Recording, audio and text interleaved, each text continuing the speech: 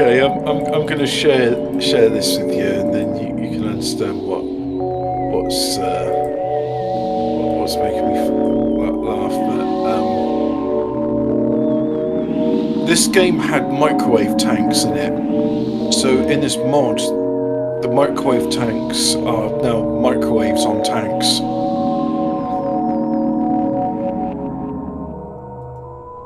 Good evening and welcome to another Fortean Words. Shit, it's that time again. Sorry, I thought we had time. I literally made sure I put the music through the speakers so you'd know. But we heard nothing. No, we heard nothing. No. The important thing is we can hear you, and hopefully the audience can hear you. Let's and have a look. talk about microwave. So let's double check. Testing. You two talk. Hello. Yep. Yeah, it sounds like you're coming through. Yeah. Loud and clear. I've done the updates, so hopefully we won't have any fuck-ups in the middle of it. Peter won't shut us down. Yeah. And I was watching videos for Command & Conquer Generals and the mods that are available for it. Imagine a microwave tank that's actually got a microwave on the tank. And ball lightning is real. Yeah, it's a well-documented but rare thing. Well documented but not documented. At all. Yep. Yeah, it's so well documented it can go make itself a sandwich. Yeah. Evening, or why did Gob Wimp Simpson ban people from his chat for mentioning the police? Why? What's happened? I don't know. Has he been on Hampstead Heath again? Well, Sergeant Oikwinson and Alphabet Cat, if you've got any more information, then I don't mind hearing it because He was literally. The more you talk, the less. He was literally moaning the other day because PPP banned him, and then he bans other people. Yeah, but that's because he still loves PPP, and he's just a bit sore that he's got a different boyfriend, and he's not interested in Godwinson anymore. Yeah, and he can offer him what Godwinson can't, which is unlimited burgers. Yeah. So, are we anything to talk about before we start? Yeah, I think it's stunning and brave that Godwinson was trying to manage a long distance relationship with his chubby femboy lover, and I feel sorry for them that the split was acrimonious. Yeah, I'm so glad that he's never associated with any of the people that he talks shit about in his streams. What's tonight's topic? Oh, we got a couple. We teased it last week. We got Mugabe and the Magic Boulder. We'll go through the Magic Torch. We'll go Jamie and the Magic Torch. Yeah, I remember that one. Oh, I was going to say Jamie and the Magic Torture. Oh. Oh no.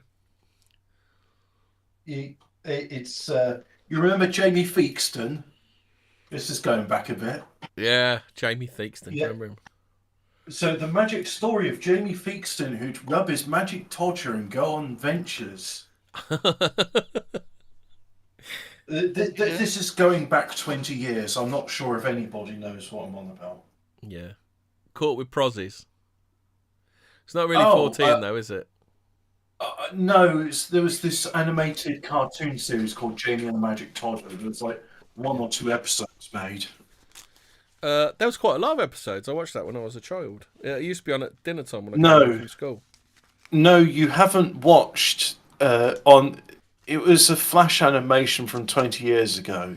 Oh right, okay then. Somebody did Jamie. Someone did a saucy update then, did they? It's like it was updated for modern audiences of 20 years ago. Of what if it was Jamie and the Magic Torture and it starred Jamie Theakston? Speaking of modern audiences, Ian, if you want to come on, you need to join the new group. New Discord. Oh no, I'll throw out some links for it. You can everyone's welcome to join. We've got a section for the plebs as well as the hoity-toities like me, Hobbit, and Madfuzz. Ah, found it. What? Somebody's up. Am I? No, See, no, I was no. gonna but- So you talk found about- it. You speaking found of- it. You found some guy's Todger on the internet. Congratulations, Robert. You've used the internet correctly. Yep. So if anybody wants to see the cartoon of Jamie Theakston and the Magic Todger, it's 3 minutes long. It's all right. We won't talk about anything for 3 minutes, and then you can come back. Are you doing this again, Hobbit? Do you remember that when you used to encourage people to go elsewhere during streams? Do you remember? Well, the idea is it's kind of like, I always thought a good thing with movies and shows is an intermission. And with a 2-hour-long show, you might want to get up to go and Well, have a wee. I mean, or Avatar eat- definitely needs an intermission. Well, it's why. We're going to I talk about the don't- black hole at some stage. And I said to you earlier, do you remember when they could tell a story within an hour and a half? Do you remember that, Hobbit? Well, Alfred Hitchcock said the story should be the length of the average bladder. What's that? Well, he just some Alfred Hitchcock. I'm sure someone in the audience will give the exact thing, but he basically saying don't make a film longer than someone's like, yeah. Oh shit! There was an exec, Mark Commode, used to tell this story. He used to call it like I think one of the execs. P. I think- Commode. Fuck my life. One of the execs used to call it like a 3p picture or something like that. When it was quite a long one. And apparently also there's an app that you can download, and it tells you which bit of dialogue you can listen to. It will give you a bit of dialogue, and then that's the point at which you can go for a pee and not miss any story in a film. They do it for modern films, so you can go for a pee. Sergeant Oikenson, I mean, if you want to watch a 12-hour version of a movie, by all means, but I wouldn't do that all in one sitting because toilet, food, get stretched legs. That's why if I do go to a cinema, I'd much rather do it in Malta because the tickets are cheaper. They do an intermission, and you can have beer there. There'll be there's beer on tap. Why can't they? You can smoke in the cinema. Why can't they just do like an hour and a half theatrical cut and then do the longer version for DVD? Or here's an idea, right? You go into a cinema and it's a thing, and it's like, right, so halfway through the movie, however long it is, intermission, 20-minute break, go to the bar, have a smoke, have a beer, chat with other people, which would be great for all those women that go like, what do you think's happened then? What do you think's happened now? It's like, and then that's when you can explain, well, what we're doing is we're watching a film, you see, and all the questions you're answering will be revealed in the film. And then we can talk about it afterwards when the story is concluded. Did you ever get that? Who the hell Yeah. is Mr. Swank? Mr. Swank has just joined the Discord. It's not me. I'm here already. Yeah. Anyway, what was I was going to talk about conspiracy. There is a new conspiracy theory. You've heard about the Velma TV series that's come out. The conspiracy theory is that it was actually written by a Donald Trump fan who wanted to discredit the left because it's so bad. They're doing a second series of it now, so mission accomplished, I guess. Well, the smart money's saying that they probably already had, or they probably already made it, so they'd ordered like 20 episodes, so they're just going to get rid of what they've got.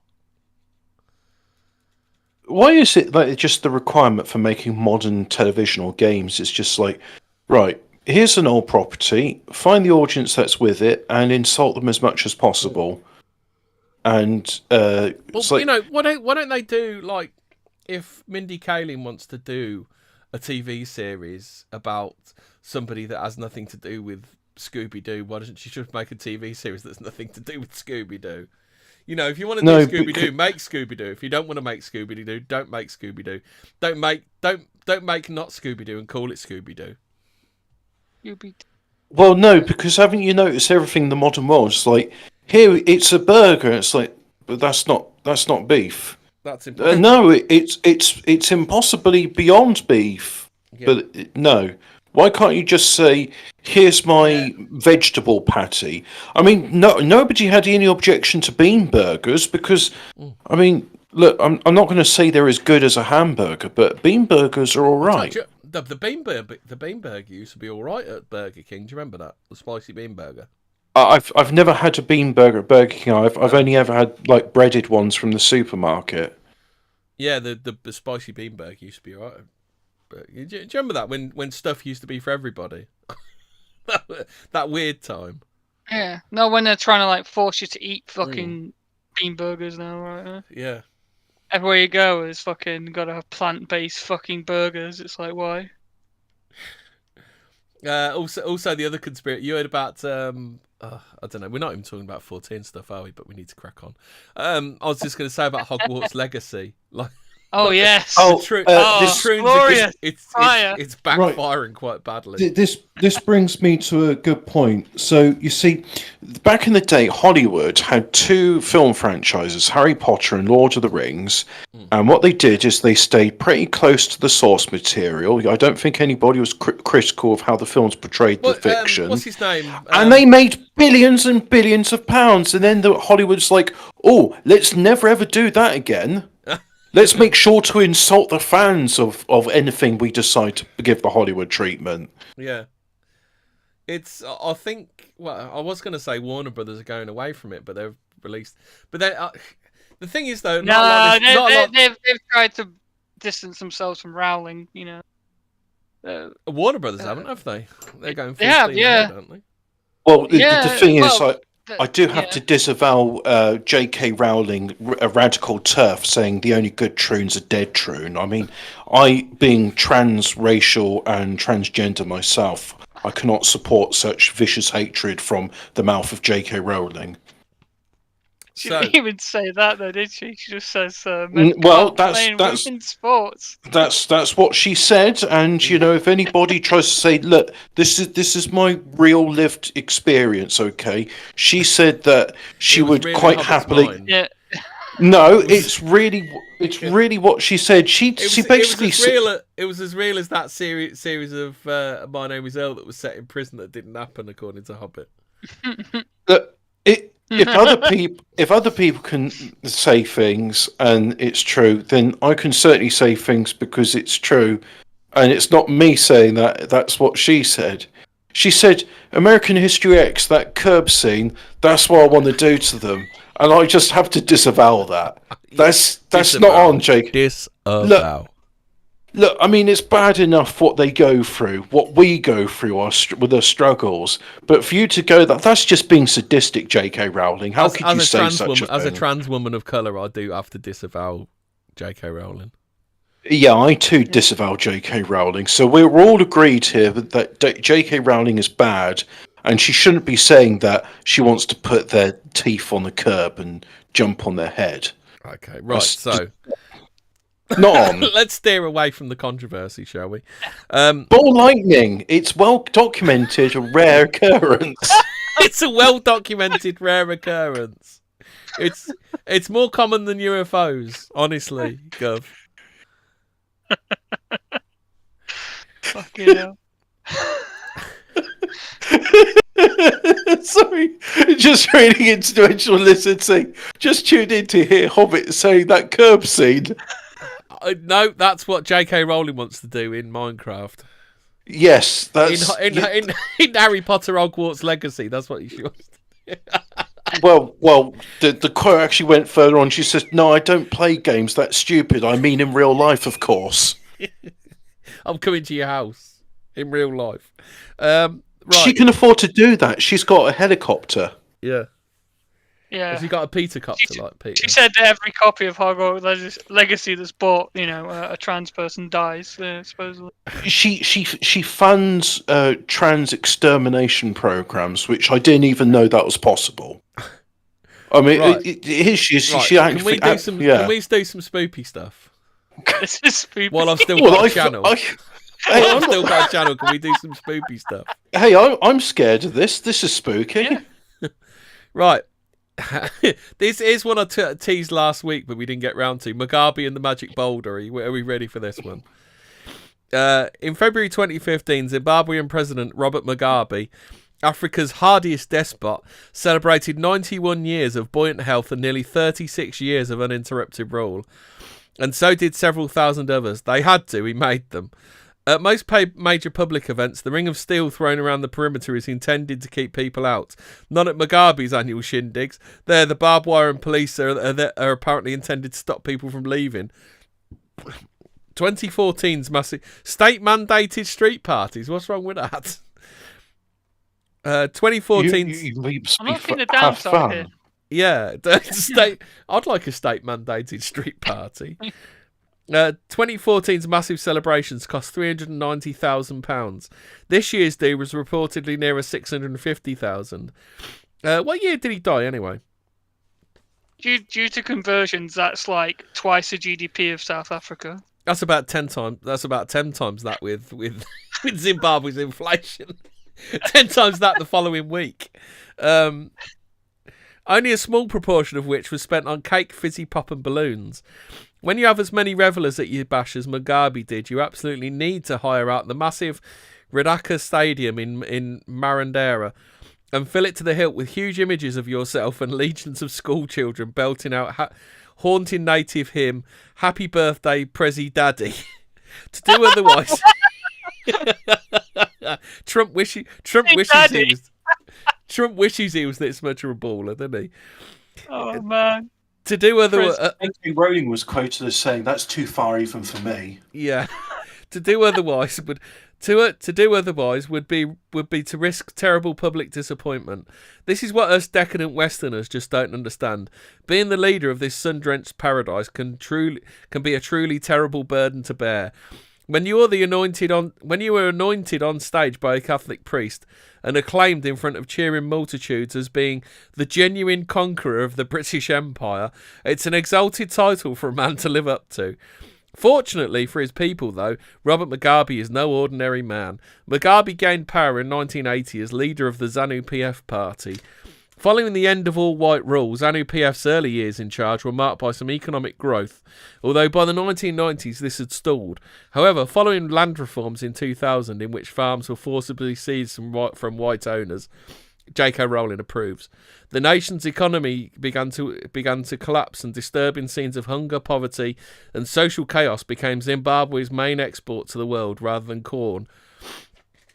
Exploiting the but at least you can say like Robert Mugabe was like trans rights are human rights, so he's more progressive than J.K. Rowling. Definitely, we disavow on this show. Yeah. Exploiting the anti-colonial mood of the times, though, Mugabe preferred to blame the country's former British overlords, and specifically Tony Blair and his government of gay gangsters, for Disavow Mugabe for supposedly sabotaging the economy. By 2009, the Zimbabwean dollar had become worthless even for the purpose of playing Monopoly. Trading in the notes was suspended and a switch was made to foreign currencies. Despite all this, Mugabe still clings leech-like to power. "I have beaten Christ," he told astonished reporters in 2012. Boasting that he'd returned from the dead far more often than pathetic amateur Jesus of Nazareth ever had. "I have died and resurrected. I don't know how many times I have died and resurrected. I don't know how many times I will die and resurrect," he added, also claiming that he had been appointed president directly by God. Sadly, while things were now slightly improving, the Zimbabwean economy is yet to stage quite such a miraculous revival. Economic misery, then, is Mugabe's... That's what's happening. He's sucking all the economic recovery so he can be resurrected. I mean, exactly. Isn't that how it works? Every time we get a recession, right? Yeah. Some lizard person literally is being revived. Think of it like that, yeah? Yeah. Don't spoil 2008, 2008. That was just like two lizard men like being resurrected. That's it. Yeah. I hope you're not doing a teaser spoiler for the next episode about Carl Odom. We will be talking about the lizard people. Yeah. And we won't be running them over in our cars. We'll also be finding out what J.K. Rowling's stance on lizard people are, so we need to reach out. I think it's probably alongside a stance on trans people. Economic misery, then, is Mugabe's true legacy to his people. His legacy to Forteans, however, is rather different. Bizarre stories from the land of Bob Abound, and here are just a few. In October 2011, a Zimbabwean man caught raping a donkey in his yard claimed before a courtroom that the animal was a human prostitute he had hired and who had magically gone all dobbing on him when the police approached. Donkey rides like... I swear, Your Honour, this shaman, he shifted into a dog. No donkey rides like that at Blackpool. Worse, in February 2012, a Zimbabwean rape suspect pulled down his trousers and exposed himself before a judge, claiming as his defence that he was suffering from a magical malady that had made his penis shrink down to a size where it was no longer possible even to achieve penetration. His male member was indeed small, reported the Zimbabwe Herald, an eerie foreshadowing of the recent Max Clifford trial.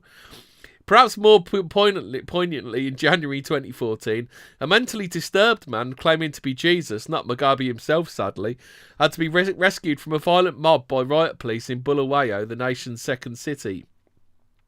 As proof of his divinity, the man said he would transform a piece of cloth into a snake.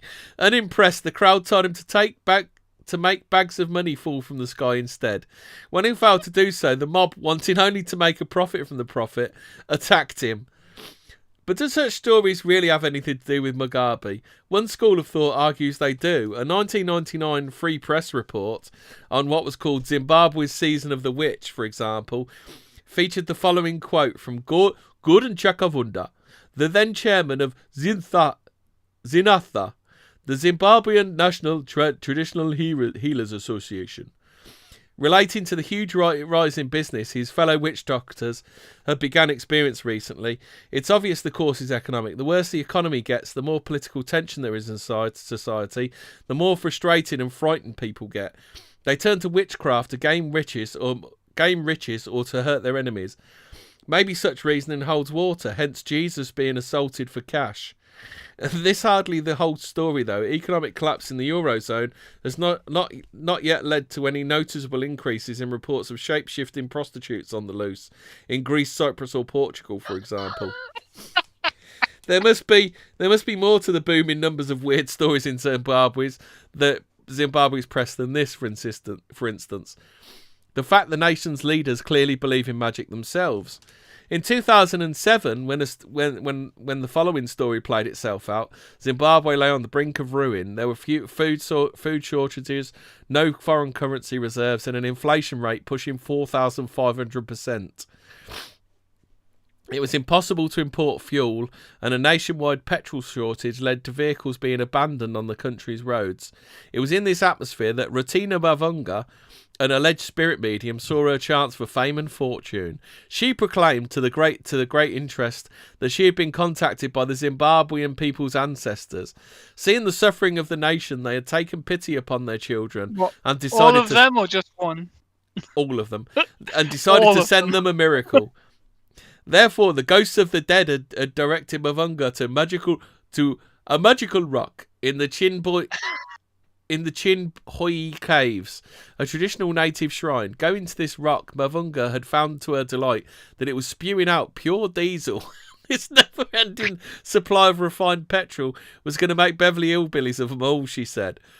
Plenty of desperate people believed in Mavunga. She stuck a hose pipe into the rock and it sprayed out diesel in front of cameras, enhancing her reputation as Zimbabwe's saviour.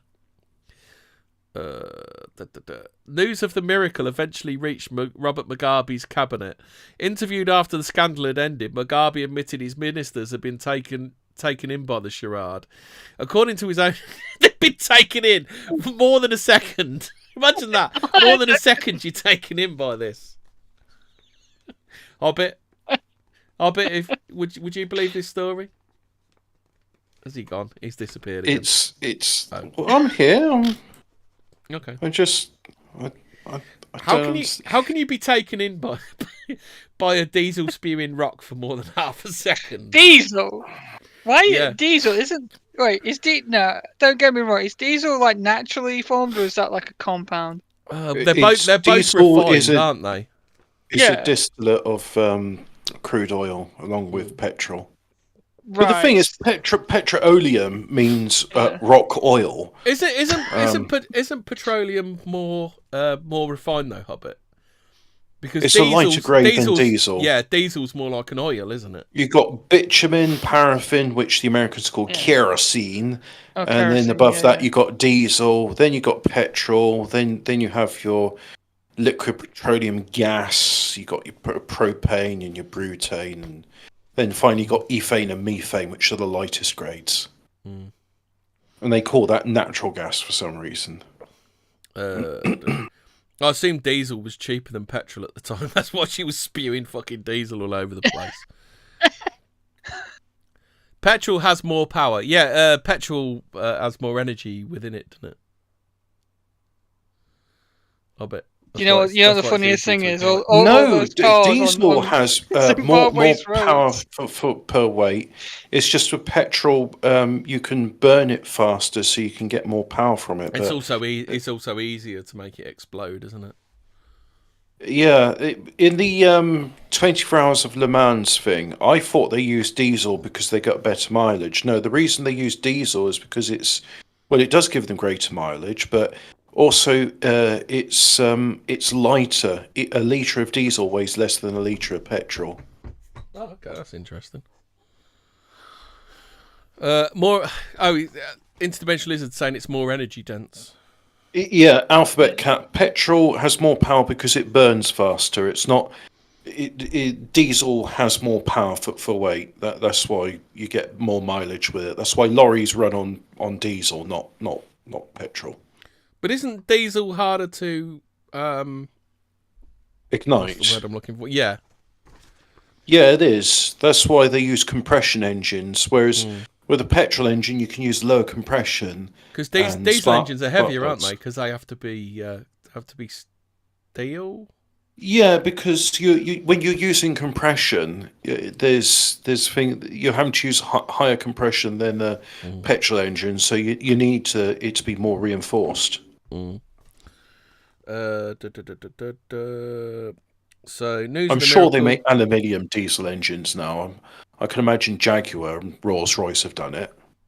News of the miracle eventually reached Robert Mugabe's cabinet. Interviewed after the scandal had ended, Mugabe admitted that his ministers had been taken in by the charade. According to his own account, the world had gone round word had gone round all over that for real it was happening, and we had experts who came to us as the government and asked, why are we not taking an interest? Blimey, that was hard to read. There is diesel. Where does it come from? Mountain. We said, let's send some people. Three ministers. They sent the defence minister, security minister and home affairs minister, and their teams went, they didn't come back with a clear assessment. We only saw the pipe out of which there oozed petrol. In the end, they said there was diesel. The diesel comes from a rock. Why do they keep saying, why are they interchanging petrol and diesel? The diesel comes from a rock. I asked them, when you had seen that, why did you not pull out the pipe to see if there was diesel where it came from? Then they said, diesel is all over. It is there for sure.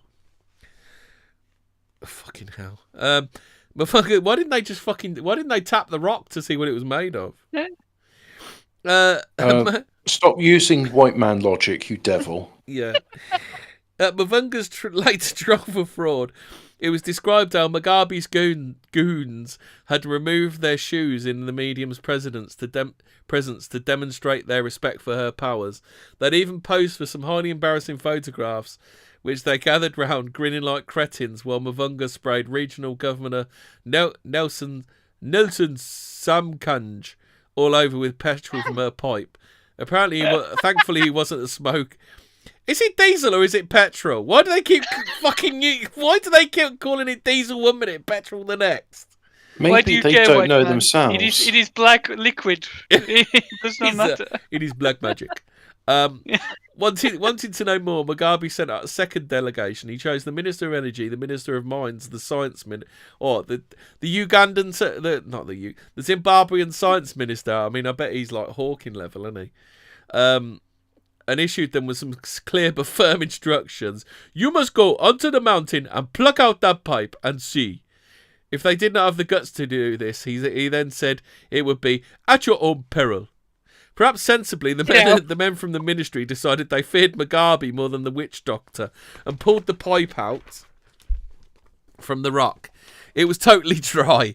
In reality, Mavanga had discovered an abandoned fuel tank near the ancient shrine one day, attached the hose pipe to it, and then drawn the hose around the rock somehow so it looked to the untrained eye as if the petrol was flowing from the boulder.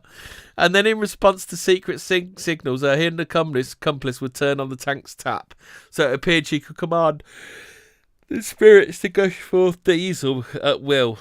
In this way, she had managed to trick 5 billion Zimbabwean dollars, 2 cows, 3 buffaloes, a car and a piece of free land from government officials who had foolishly believed in her powers. In a damage limitation exercise, Mugabe later tried to laugh it all off as simply being down to Mavanga's supposed attractiveness, in which she had used to bewitch his underlings in a different way. However, in reality, there was further embarrassment ahead for Mugabe's government. Despite being ordered to arrest the woman, local police officers refused to do so, thinking if they so much as laid a hand on her, they would instantly burst into flames or see fire, as they put it. Furthermore, whilst on the run, it transpired Mavanga had sheltered and been hidden by Tobiah Mudende, the country's electoral registrar general. It would also help smuggle in 125 litres of diesel from the neighbouring Zambia to prolong the con. Eventually, in 2009, Mavanga was found guilty of fraud in absentia in a Harare courtroom. When finally captured in September 2010, she claimed not to have even known she was a wanted woman. Some police officers would come to my shrine to consult, but they never ever mentioned that I was wanted, she said. Something which, if true, only served to heap more humiliation upon Mugabe's helpless state security apparatus. As this sorry tale implies, Mugabe and his men appear to be strong believers in the occult. In 2001, for instance, it was reported that the president thought he was being haunted by the ghost of Tongogara, a former politician ally who it was rumoured Mugabe had killed in a car accident in 1980. Supposedly, Tongogara was appearing at Mugabe's dinner table, where he allegedly took to setting out a place for him and criticised him running to his country. The real life equivalent of Banquo's ghost. Is that some like highfalutin shit that I don't know? Banquo's ghost? Anybody? I have no idea what the fuck that is. No, it's probably Shakespeare or something. Yeah. I don't know. Someone knows. Did you know Shakespeare was black? Yeah, absolutely. Recently... Macbeth. There you go. See, I knew someone would get it. See, I'm not supposed to say Macbeth. I'm supposed to. Anna's thespian's supposed to say it's the Scottish play. Cody's off. See you later, dude. Recently, Mugabe also appears to have begun carrying a small black bag to various official appointments, leading to much domestic speculation that is a juju pouch intended to keep him safe from illness and his enemies. No doubt while taking their cue from Prezi Daddy. Fucking Prezi Daddy. Prezi Daddy. Best name ever. Meanwhile, even government engineers now see nothing wrong with making ritual offerings. Wait. Does that mean we can call Rishi Sunak Prime Daddy? Can we call him Prime Daddy? Prime Daddy, yeah. Prime Daddy, yeah. Even government engineers now see nothing wrong with making ritual offerings of beer to ghosts in order to solve technical problems. While Zimbabwe's Water Resources Minister Samuel Nkomo openly admits that construction of new reservoirs has been delayed by the unavoidable presence of mermaids in the water. Not even 1970s British Leyland dared to try that one on. Surprised Hobbit hasn't been. Hobbit? I had to, Mum's car, battery stuff, so I had to just deal with that. Yeah, I'm back now. Did you listen to much of that? It's fucking freezing out there. I heard a bit about British Leyland. So what it says here is Zimbabwe's Water Resources Minister Samuel Nkomo openly admits that construction of new reservoirs has been delayed by the unavoidable presence of mermaids in the water. And that's when they say not even 1970s British Leyland dared to try that one on.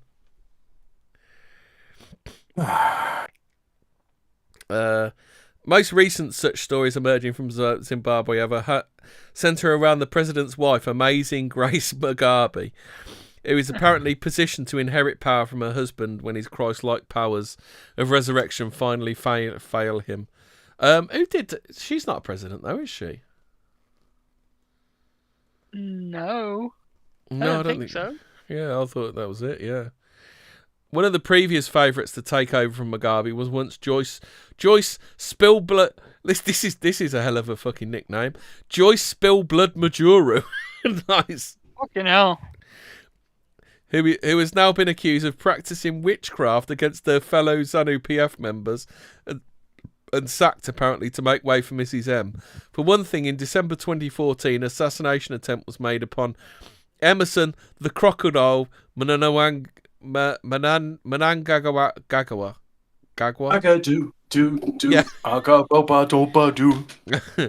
Mnangagwa, something like that. Anyway, who is not a WWE wrestler. He's not a WWE wrestler, but Mugabe's deputy, whose office was found sprinkled with a mysterious powder which hospitalised his secretary, a sign of witchcraft. Spreading anti-elephant powder around.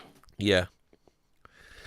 In Zimbabwean culture, worse, during a ZANU-PF Congress, Mugabe stood up and told delegates that Majuru had consulted a witch who had given her 2 magical beetles and told her to name one after herself and one after him and then put them in a jar to fight. If Mugabe beetle lost, then Majuru would usurp him. Evidently, he said, the Mugabe beetle had won. Criticising Majuru for witchcraft seems a little unfair. However, considering that another political rally held October last year, Grace Mugabe claimed to have magical powers herself. When she heard of the death of the South African writer Heidi Holland, author of the critical 2008 book Dinner with Mugabe, who hanged herself in 2012, Grace claims to have caused the tragedy with a curse. I held the book. I remember the sequel to My Dinner with Andre. No, that was My Dinner with Mugabe. It's quite a good film. If you've seen it, I haven't seen it. Who's Andre? Oh, he's a film writer, and he has a midlife crisis. Grace claimed to have caused the tragedy with a curse. I held the book and prayed to God to deal with her. She committed suicide a month later. Mrs. Mugabe added that she dealt with such reckless miscreants in a similar manner. Here's hoping Grace is not an FT reader. Probably not. Thoughts on that one then, Hobbit?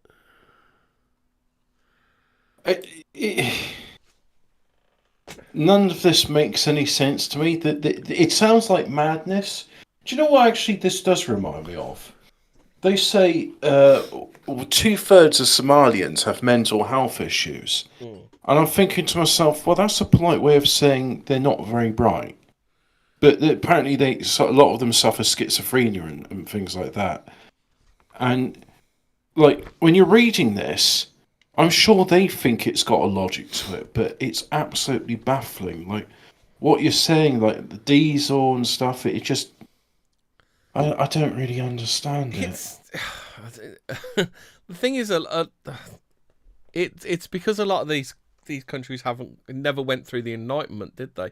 It seems to be only kind of Northern Europe that really did go through the Enlightenment, and I think it means a lot of these people are kind of held back spiritually and mentally, aren't they? Well, am I going to have to do a racialism and say they're not like us? Mm. Am I going to have to do a J.K. Rowling and saying... Oh, not to bring... Do you know, just briefly back on the subject of Hotbox, right? So they have separate, segregated sex dormitories in Hogwarts. And the staircases are enchanted. So if you're a boy trying to go into the girls or vice versa, the stairs magically retreat.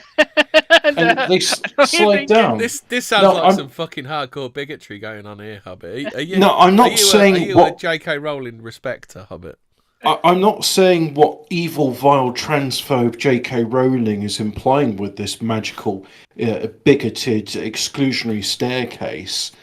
But I'm starting to wonder, like, is there something like this, like with Africans, like this the magical staircase is in fact a functioning civilization, and anytime they approach it, it just retreats, and that's why you got diesel or petrol coming from a rock, but nobody actually knows for sure, and nobody thought, wow, if we're getting like diesel or petrol from a rock, maybe we should tap this because we don't even need to refine it, because this diesel or petrol nobody knows. It's just pure, and it's like going there. Yeah, like they don't even know if it's diesel or petrol. Like they smell and feel vastly fucking different. It's quite easy to know the difference between diesel and petrol. Do they know it's diesel or petrol, but not like it's transmission fluid or it's olive oil? How do they know? Jim? Well, I mean, was there any conclusion to this rock that bubbles diesel or petrol? Did anybody say send a sample away to a laboratory to find out which one it is? Well, it turns out that one of Mugabe's ministers was actually buying the diesel for the woman. I think it turned out to be actually diesel. So he bought a diesel and then they ran the hose around under the rock, so it looked like it was coming from the rock, and then someone out back she'd go, "Turn it on, Harry!" And then he'd turn it on, and nobody noticed. They'd go, "Turn it on, Harry!" Why would anybody do this? Because I am the supreme witch. I am the supreme witch of Zimbabwe. Oh, so he's trying to trick people and saying, "I will make diesel or petrol. Nobody knows which. Come out of this rock." Mogombe, turn on the diesel, and then nobody hears her say that. Yeah. But can they make it like multiple things, saying like, today it shall give Vimto, tomorrow it may be champagne. The Vimto rock. Well, there was always that thing, we got hot and cold water, why can't we have Vimto on tap? Yeah. Our American viewers... Did you like my roles hierarchy? It's Derek Okoro is the lowest role in the Fortean Discord. Alex Jones is the mid, and then Charles Fort at the top. Where's David Icke in this list of roles? There should be a David Icke role. He's got his own Discord. Should I swap? By the way, should I swap Alex Jones out for? Should I swap Alex Jones out for? Yeah, let's keep it local. Yeah, but this is a local server for local paranormal. Exactly. By the way, American viewers, if you're wondering what Vimto is, it's a Class A substance similar to methamphetamine. Oinquinson's already on it. Vimto is a bit like grape soda with sarsaparilla. Yeah, that's actually... I don't think there's not enough... You cannot quantify Vimto. That's an anti-Semitic canard. It's in fact a controlled substance. Sarsaparilla is the root beer.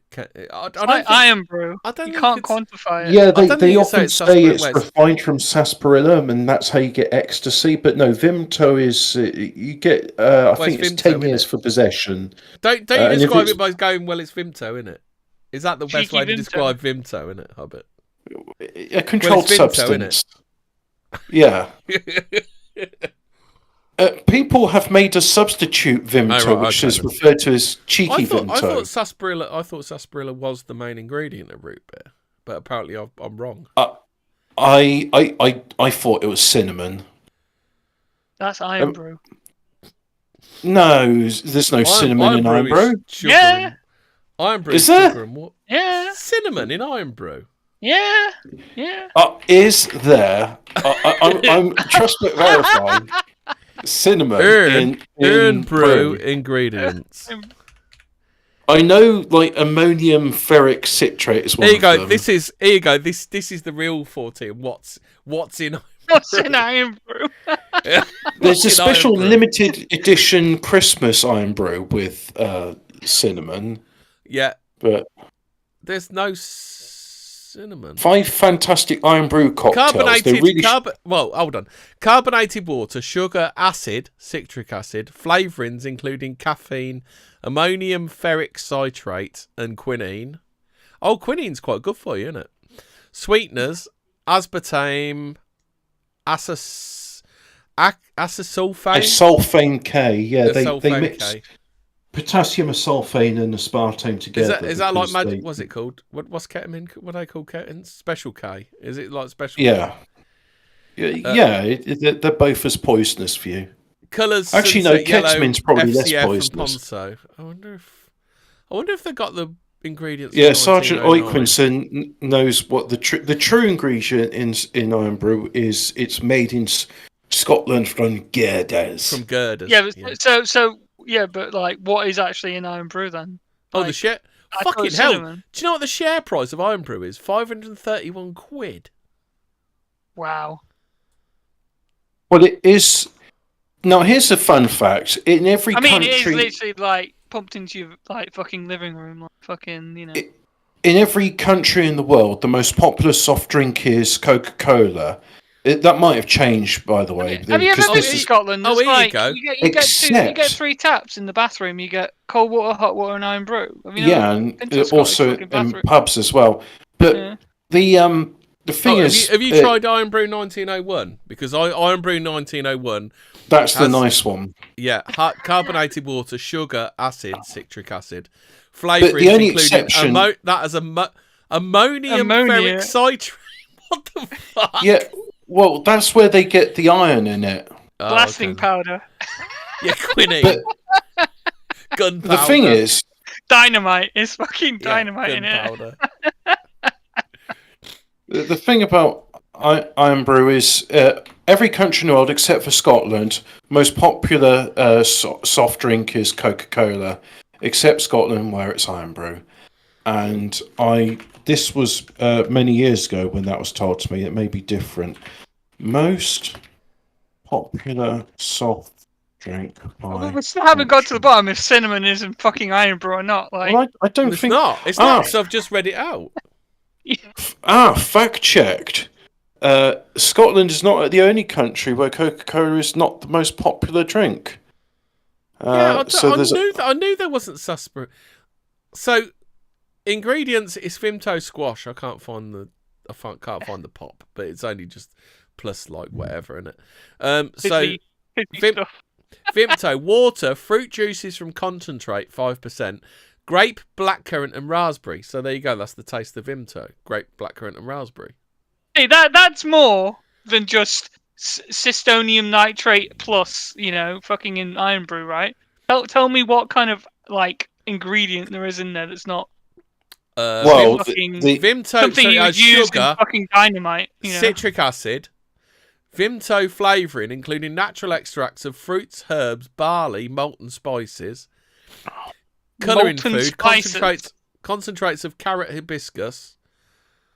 Yeah, that's why I say there's cinnamon in Vimto. Yeah. Oh, is that what hibiscus is?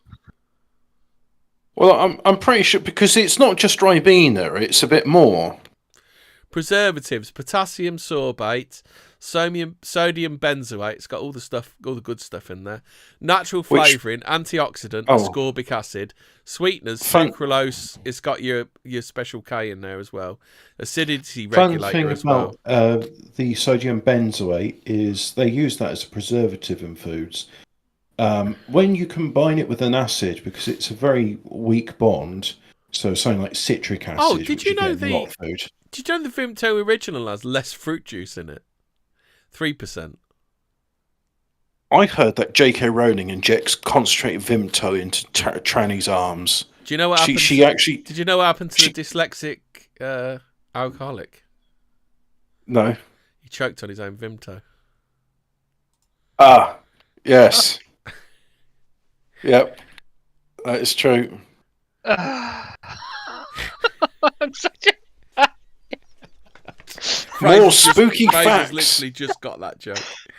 Same spook place, same spook time. I think somebody just wants us to read out like pop ingredients, because Umbongo ingredients are racist. What's the one which has got grapefruit and pineapple in it? Is that Umbongo? Pineapple? No, it's pineapple and grapefruit crush. That's what it's called.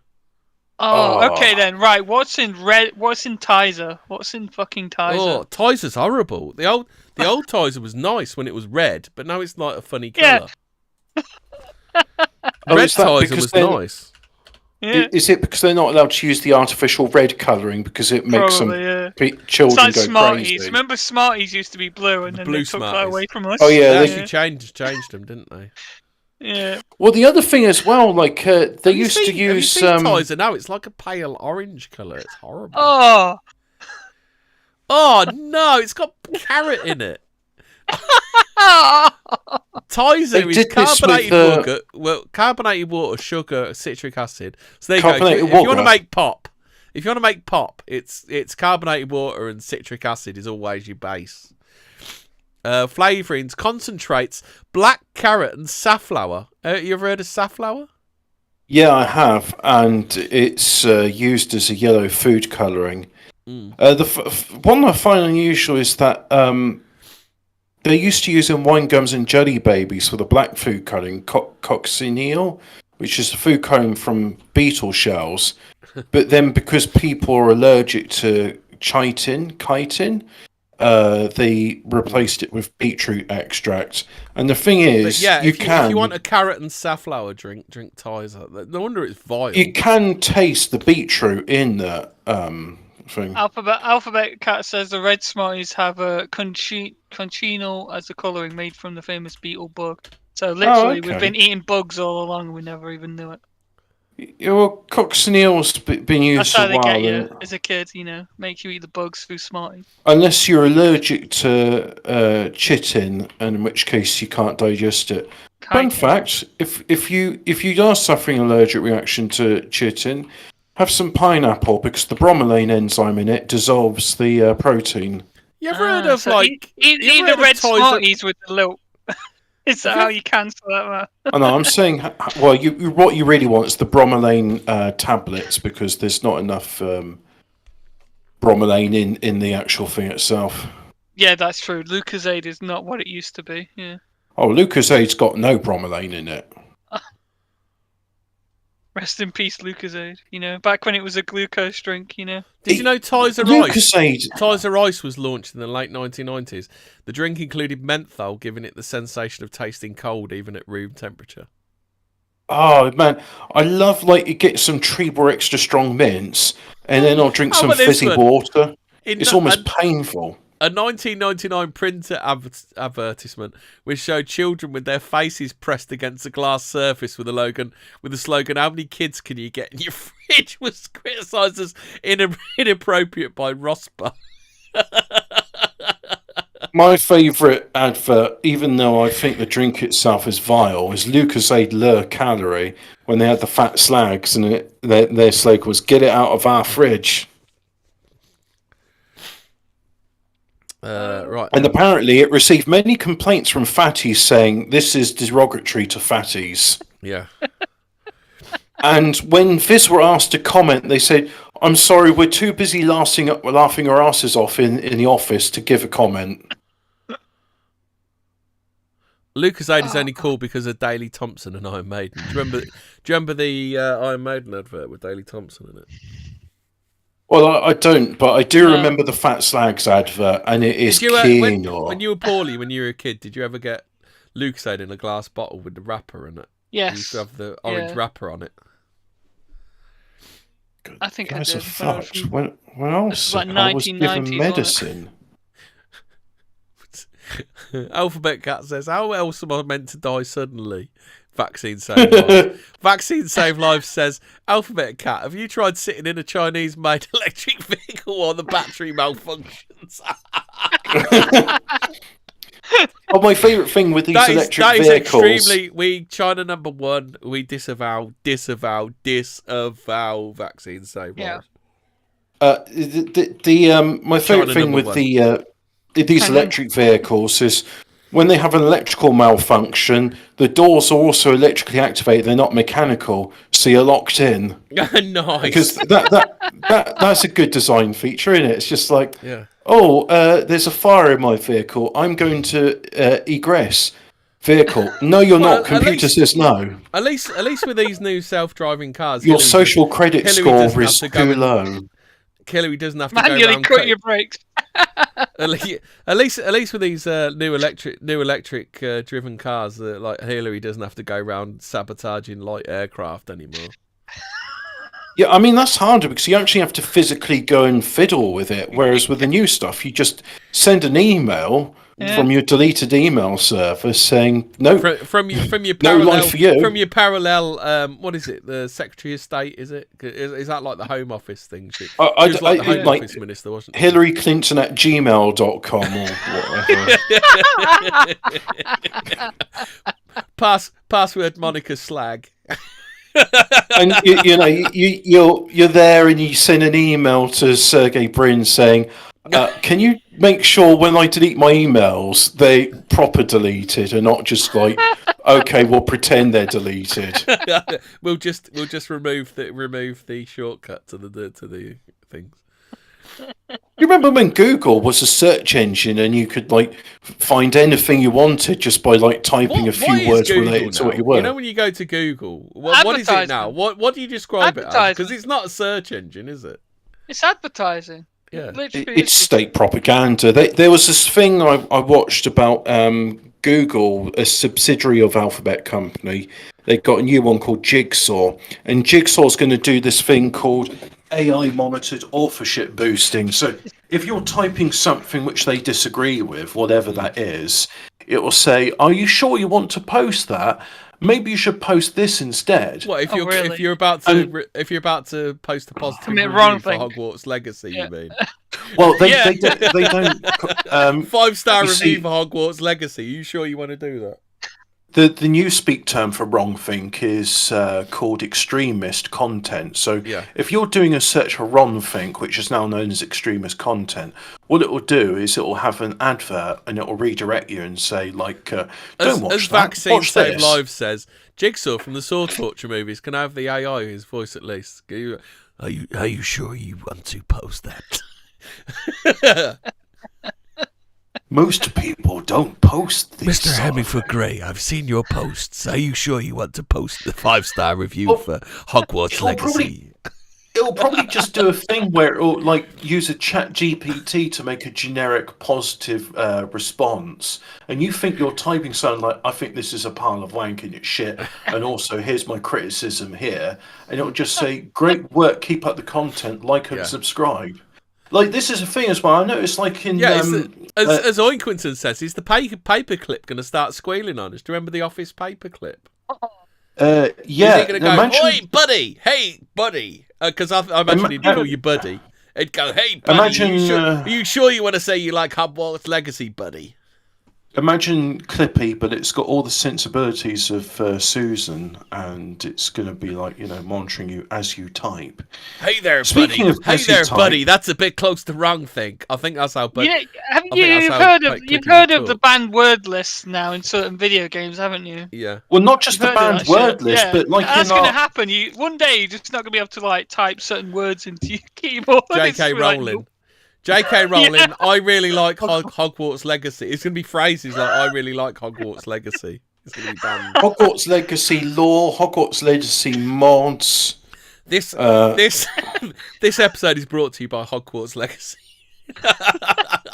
we just like to J.K. Rowling and the Potterverse. You see, now many people ask, Hobbit and Hemi, what do you do when you're not doing Fortean Words? Well, I like to unwind by playing Hogwarts Legacy. You can play all and your Raid Shadow favorite... Legends. When I'm not playing Hogwarts Legacy, I like to play Raid Shadow Legends. That is true. You got use my code Hobbit1488. Well, when I'm home, I like to play Hogwarts Legacy. But when I'm out on the go, I like to play Raid Shadow Legends. And you can use my code Hobbit1488, which will get you 15% off of all your transactions in the in-game shop. Remember to use the code Hobbit1488. Thank you for Raid Shadow Legends for the sponsorship. And remember, if you put Hemi37 in, you get the on Hogwarts Legacy, you get Ron Weasley in his underpants.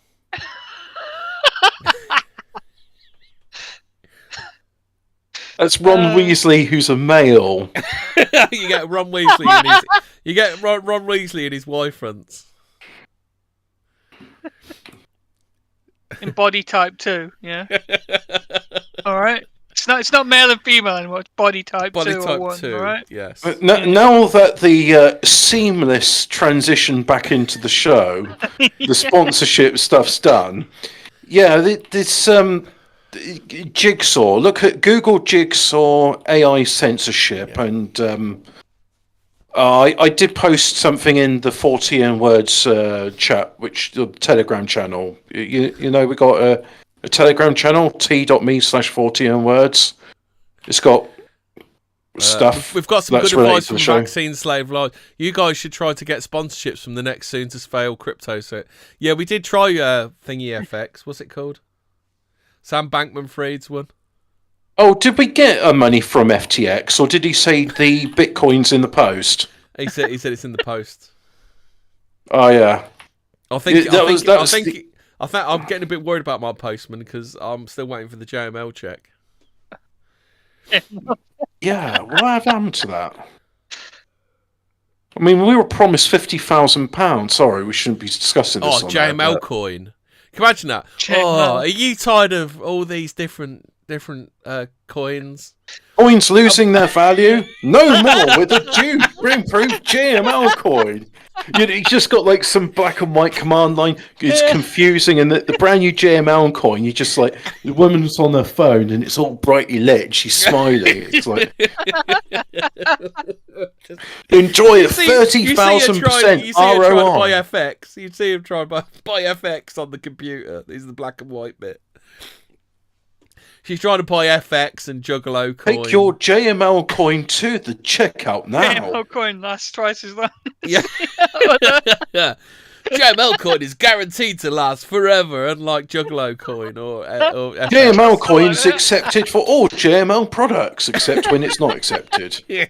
See stores for availability. Oh dear. Anyway, Hobbit. What is mass hysteria here, you ask me? It's ball lightning, which is a well-documented but rare phenomena. Well, Hobbit, I can answer your question. Mass psychogenic illness, aka mass hysteria, is one of the world's most remarkable and misunderstood conditions, much like ball lightning, because it can mimic virtually any disease and is triggered by a combination of stress and deep is it well-documented but rare? Yeah. The result Cool. is... The result is a strange mosaic of responses depending on the culture, context and era. The condition is also known as conversion disorder, describing the converting of psychological distress into physical complaints, for which this is like classic mind over matter type stuff, isn't it? Yeah. And there's all these people that say Legacy.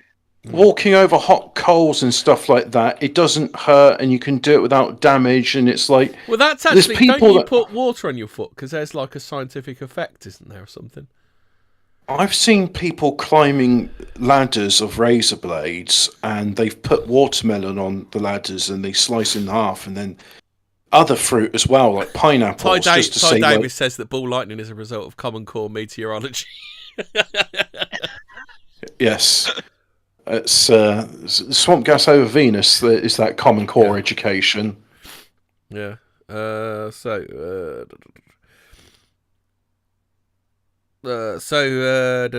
You can get it in a number of different places. But I recommend you don't. The converting of psychological distress into physical complaints, which there are no organic bases.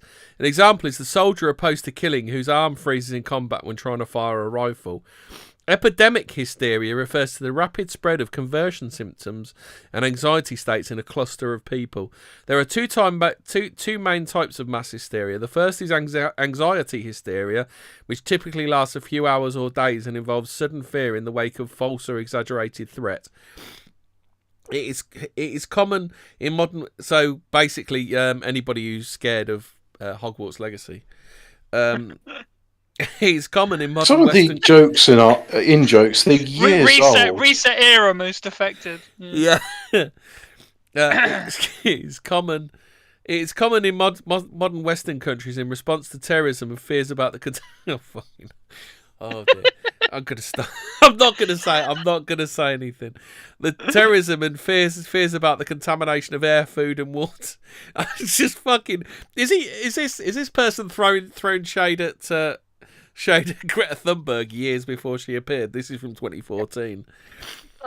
Second type is motor hysteria. Builds slowly, then explodes. Weeks or months of relentless pressure soon disrupt the nerves and neurons that send messages to the muscles and control coordination. As a result, students' bodies go haywire, twitching, shaking, convulsing. Interference with brain function. Only students. Only students. Function Only students. It's quite common, as you'll know when they. I think they'll do some examples, but it's quite common in like Japanese girls' schools for some reason. Interference with brain function results in trance states, emotional instability. It's I think I've read about it in Irish schools as well. You'll get like fainting epidemics and things like that, Mavwaz. Wait, and this is all like the female population? These fainting epidemics, by the way, were before the epidemic of die suddenly. Sorry, body safe type and 2. effective. Hobbit, that's merely vigorously making your bed. You fucking bit. Misinformation from Hobbit. As usual. No, it's not vigorously making the bed. It's climate change. The science is settled. Yeah.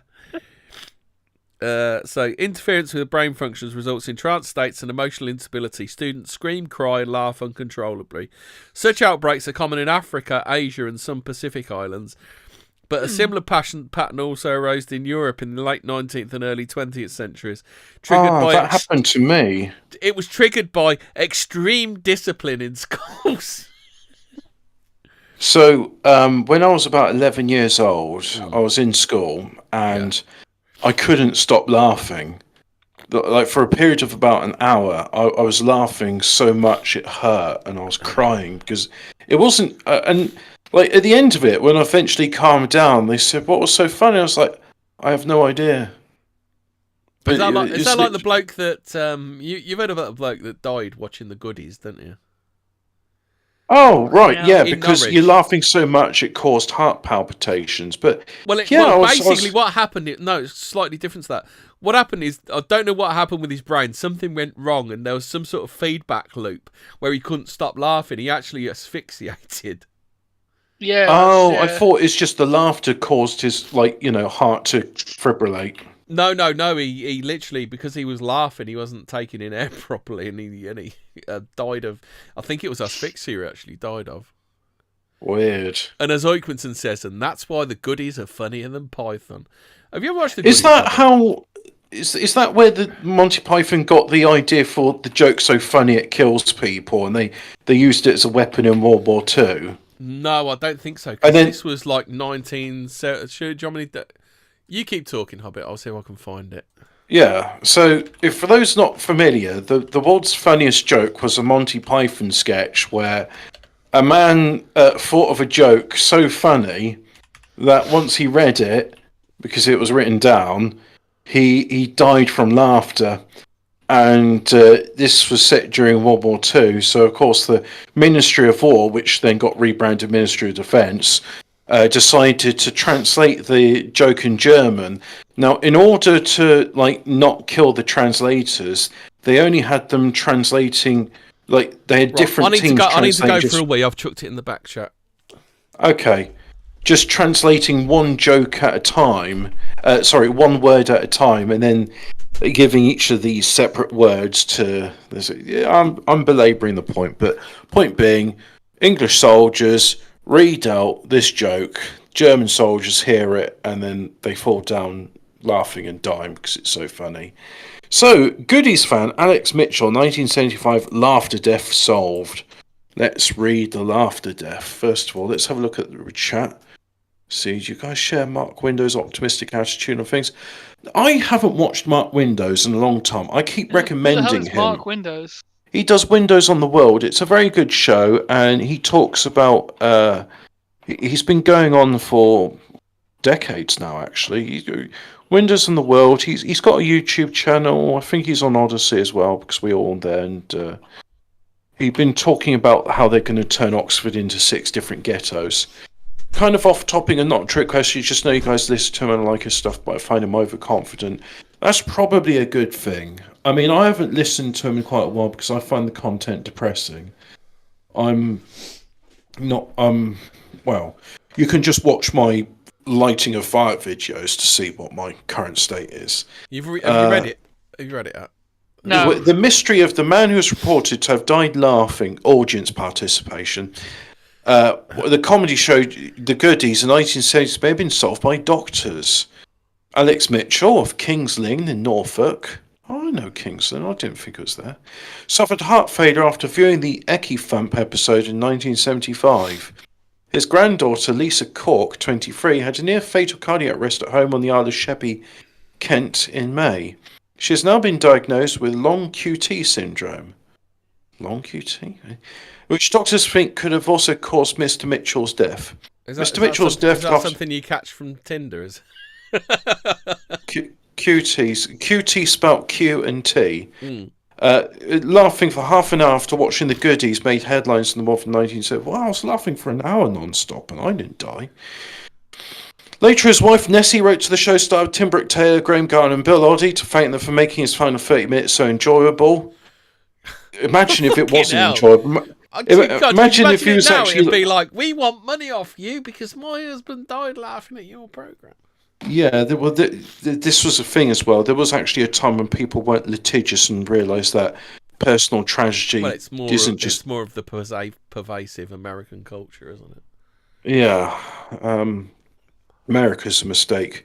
But anyway, it's like, saying that his final 30 minutes so enjoyable. What if he was like, I can't breathe, and is actually like struggling, but he's laughing so much he can't say like, oh, I'm actually in quite a bad bit of danger here. Well, I watched on. What's funny about that? I watched a program about this, and they said he actually asphyxiated because he couldn't get. Do you know what doesn't work about asphyxiation? Have you ever had like a kid get stroppy with you and saying, "I'll hold my breath until I die," and it's like, all right, go on then. I'll hold my breath too. Let's do a competition. And that really annoys them, by the way. Can you actually kill yourself with laxatives? I don't know, but we're about to find out.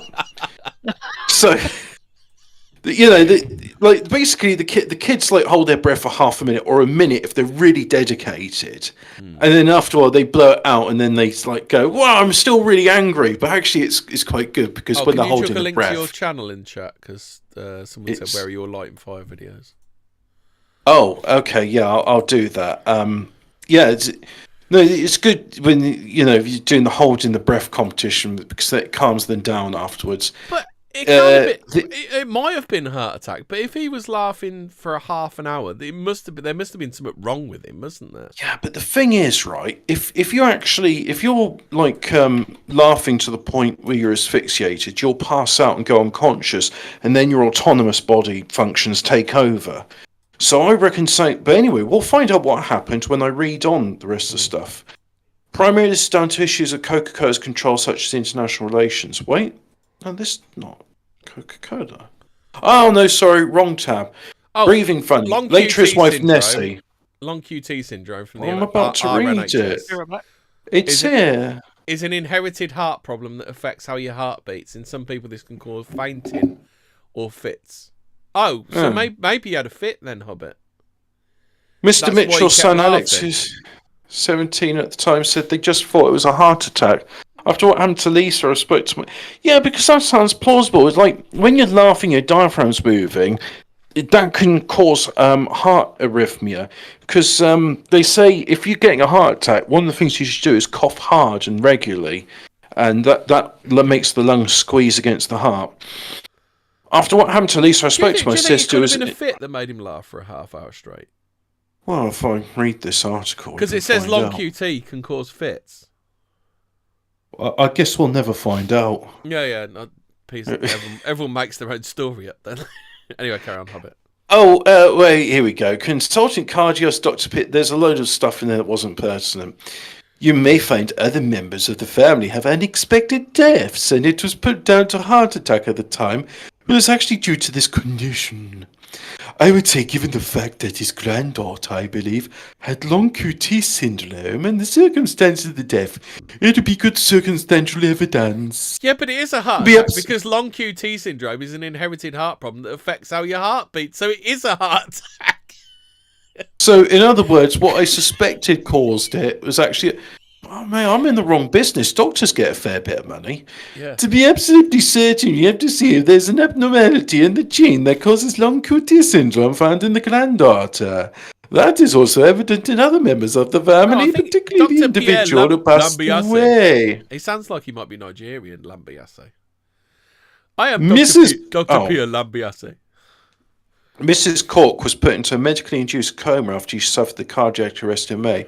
She said, "They know what it is. They know it's genetic, so hopefully they'll find it if the children have it. My brother's it, and my father as well. And hopefully protect future generations in our family from the evil of the goodies." A person with long QT syndrome suddenly faints or passes out during exercise or when experiencing intense emotions such as fear. Yeah, but he laughed for half an hour.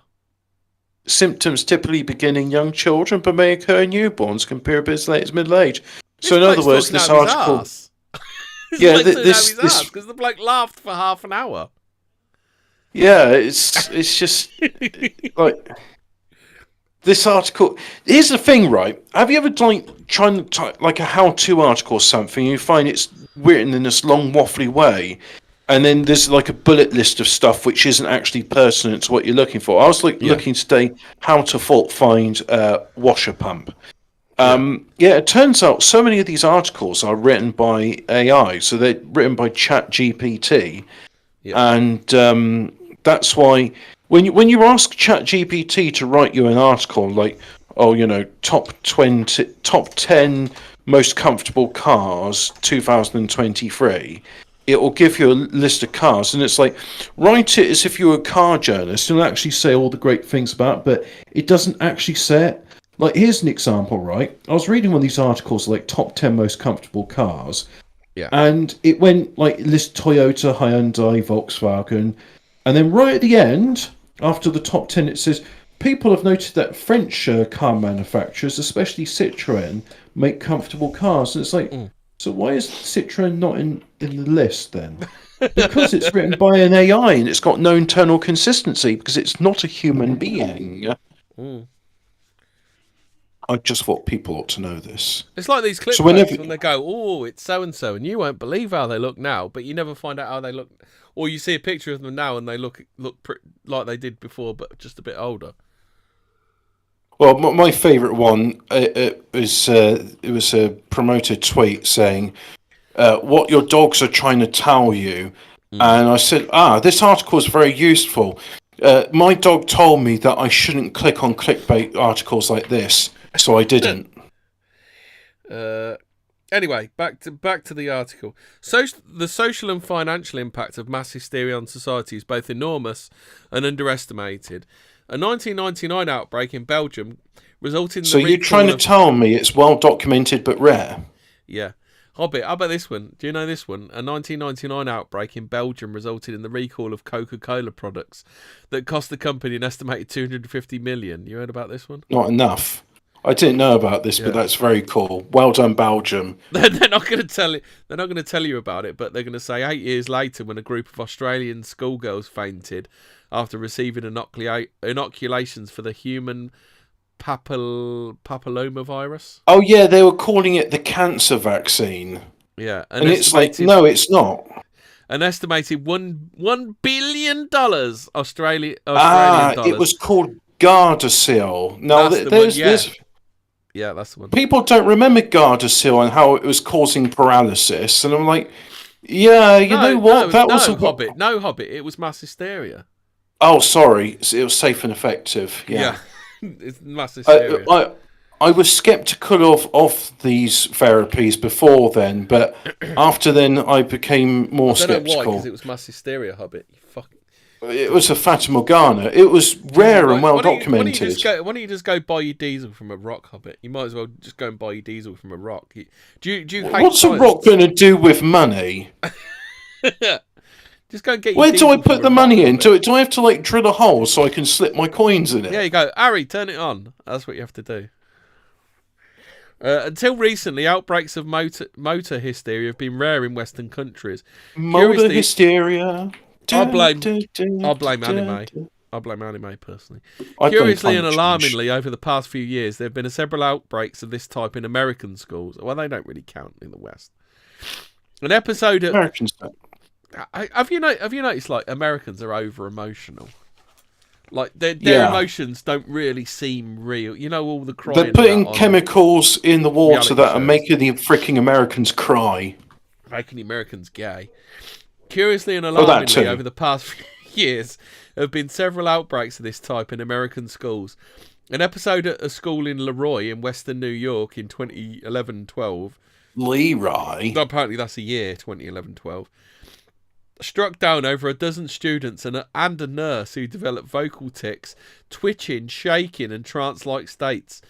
The incident caused nationwide fears that there was a mystery illness that health authorities were hiding from the public.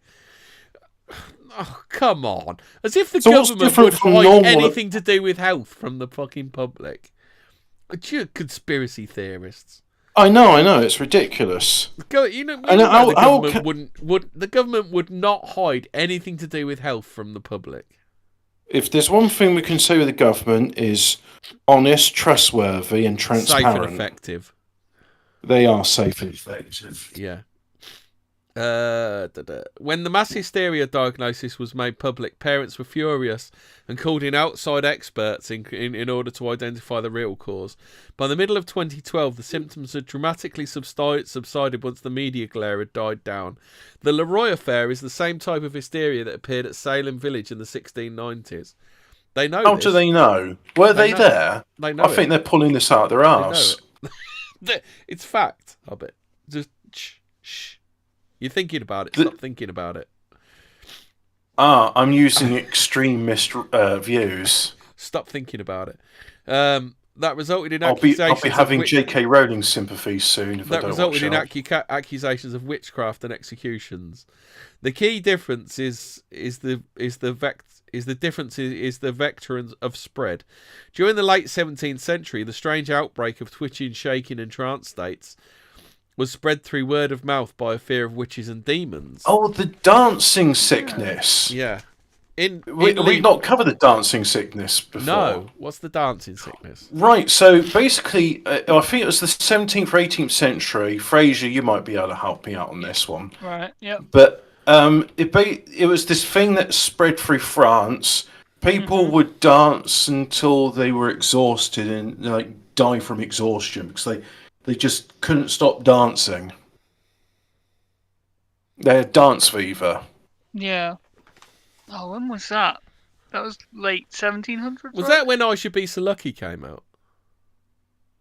Yes, it was. Kylie Minogue was very popular in 18th century France. Iron Maiden did a song about it, didn't they? Called Dance I of should Death, be so lucky, lucky, lucky, lucky. I should be so lucky before Napoleon's born. Are we saying that Kylie was reincarnated from the time from? Maybe Kylie Minogue is immortal. Yeah. Like Putin. Like Putin. Oh yeah. What is it? Fucking who's the actor from Knowing? Fucking. Well, the thing is, Kylie Minogue was built in a. She was constructed in a deep underground military base under Ayers Rock, which is now known as Mount J.K. Rowling Uru. Anyway, in Leroy, the anxiety appears to have been generated by the sort of interpersonal conflicts that are so common amongst high school students. Yet this isn't common. So it's common stuff. It's common stuff that creates stuff that isn't common. Hobbit, are you following the logic here? Like ball lightning. Yeah, it's rare but well documented. Rare but well documented. Yeah. Yet the symptoms were spread by social media. This was it's literally like what's that one with the demon? Control. Is it Pulse? Is that horror film Pulse? Is it the one that spread by where the demon? Oh, is that the one that turns people into robots? Is that that film? I haven't seen it. I haven't seen it, but I know the premise of it. There was like the star's going to go into a red giant or something, and like the only way to save humanity is by people listening to this song, but. The adults don't want to let the kids listen to it because they think it's turning them into crazy maniac. And in the end, they have to let them, and they all turn into Teletubby robot things. Oh, I was going to say, was that the song? Yeah. The one which has the refrain. I haven't felt the same since we did that episode on the Teletubbies Hobbit. Do you remember that? Oh, that was messed up. But after what We did an episode on the Teletubbies once, Fraser. the Teletubbies creepypasta was Yeah. on par with the Oh, Russian no. sleep experiment. God. So email, text messaging, Twitter, Facebook, and YouTube can spread hysteria. In the 21st century, may be plagued by a return of the more severe motor hysteria. Obviously, this is happening all of the time, everywhere, all of the time. If this is, it's rare but well documented. If this prophecy should prove true, Simple as. is that like Fresh Frozen? The coming decades will see the return of some bizarre episodes. They will, since 2014, plagued by it, fucking everywhere. Over the past few decades, mass hysteria has manifested in an extraordinary array of ways. In Malaysia, a schoolgirl crashes to the floor, shouting curses at her principal in a strange voice. Fuck you! Fuck you, fucking fucker! Well, in Malaysia, that is a strange choice. In Malaysia. I've just got the fucking fuck you! Is that what she did? I'm not a yogurt dance! Shouting curse at her principal in a strange voice, as if a Oi, mysterious wanker! Wanker! wanker! Wanker! As if a mysterious force has seized her. Soon, a dozen classmates exhibit similar behaviour and claim to be possessed by demons. They all draw to the floor saying, "Wanker! Wanker! Wanker! Wanker!" A student in Tanzania starts to laugh uncontrollably. Soon, thousands of Hobbit's mates are stricken with a mysterious affliction. Some laugh intermittently. The Tanzanians are no friends of the Eritrea. Is this the Hobbit? You grew up in Tanzania? Is that it, Hobbit?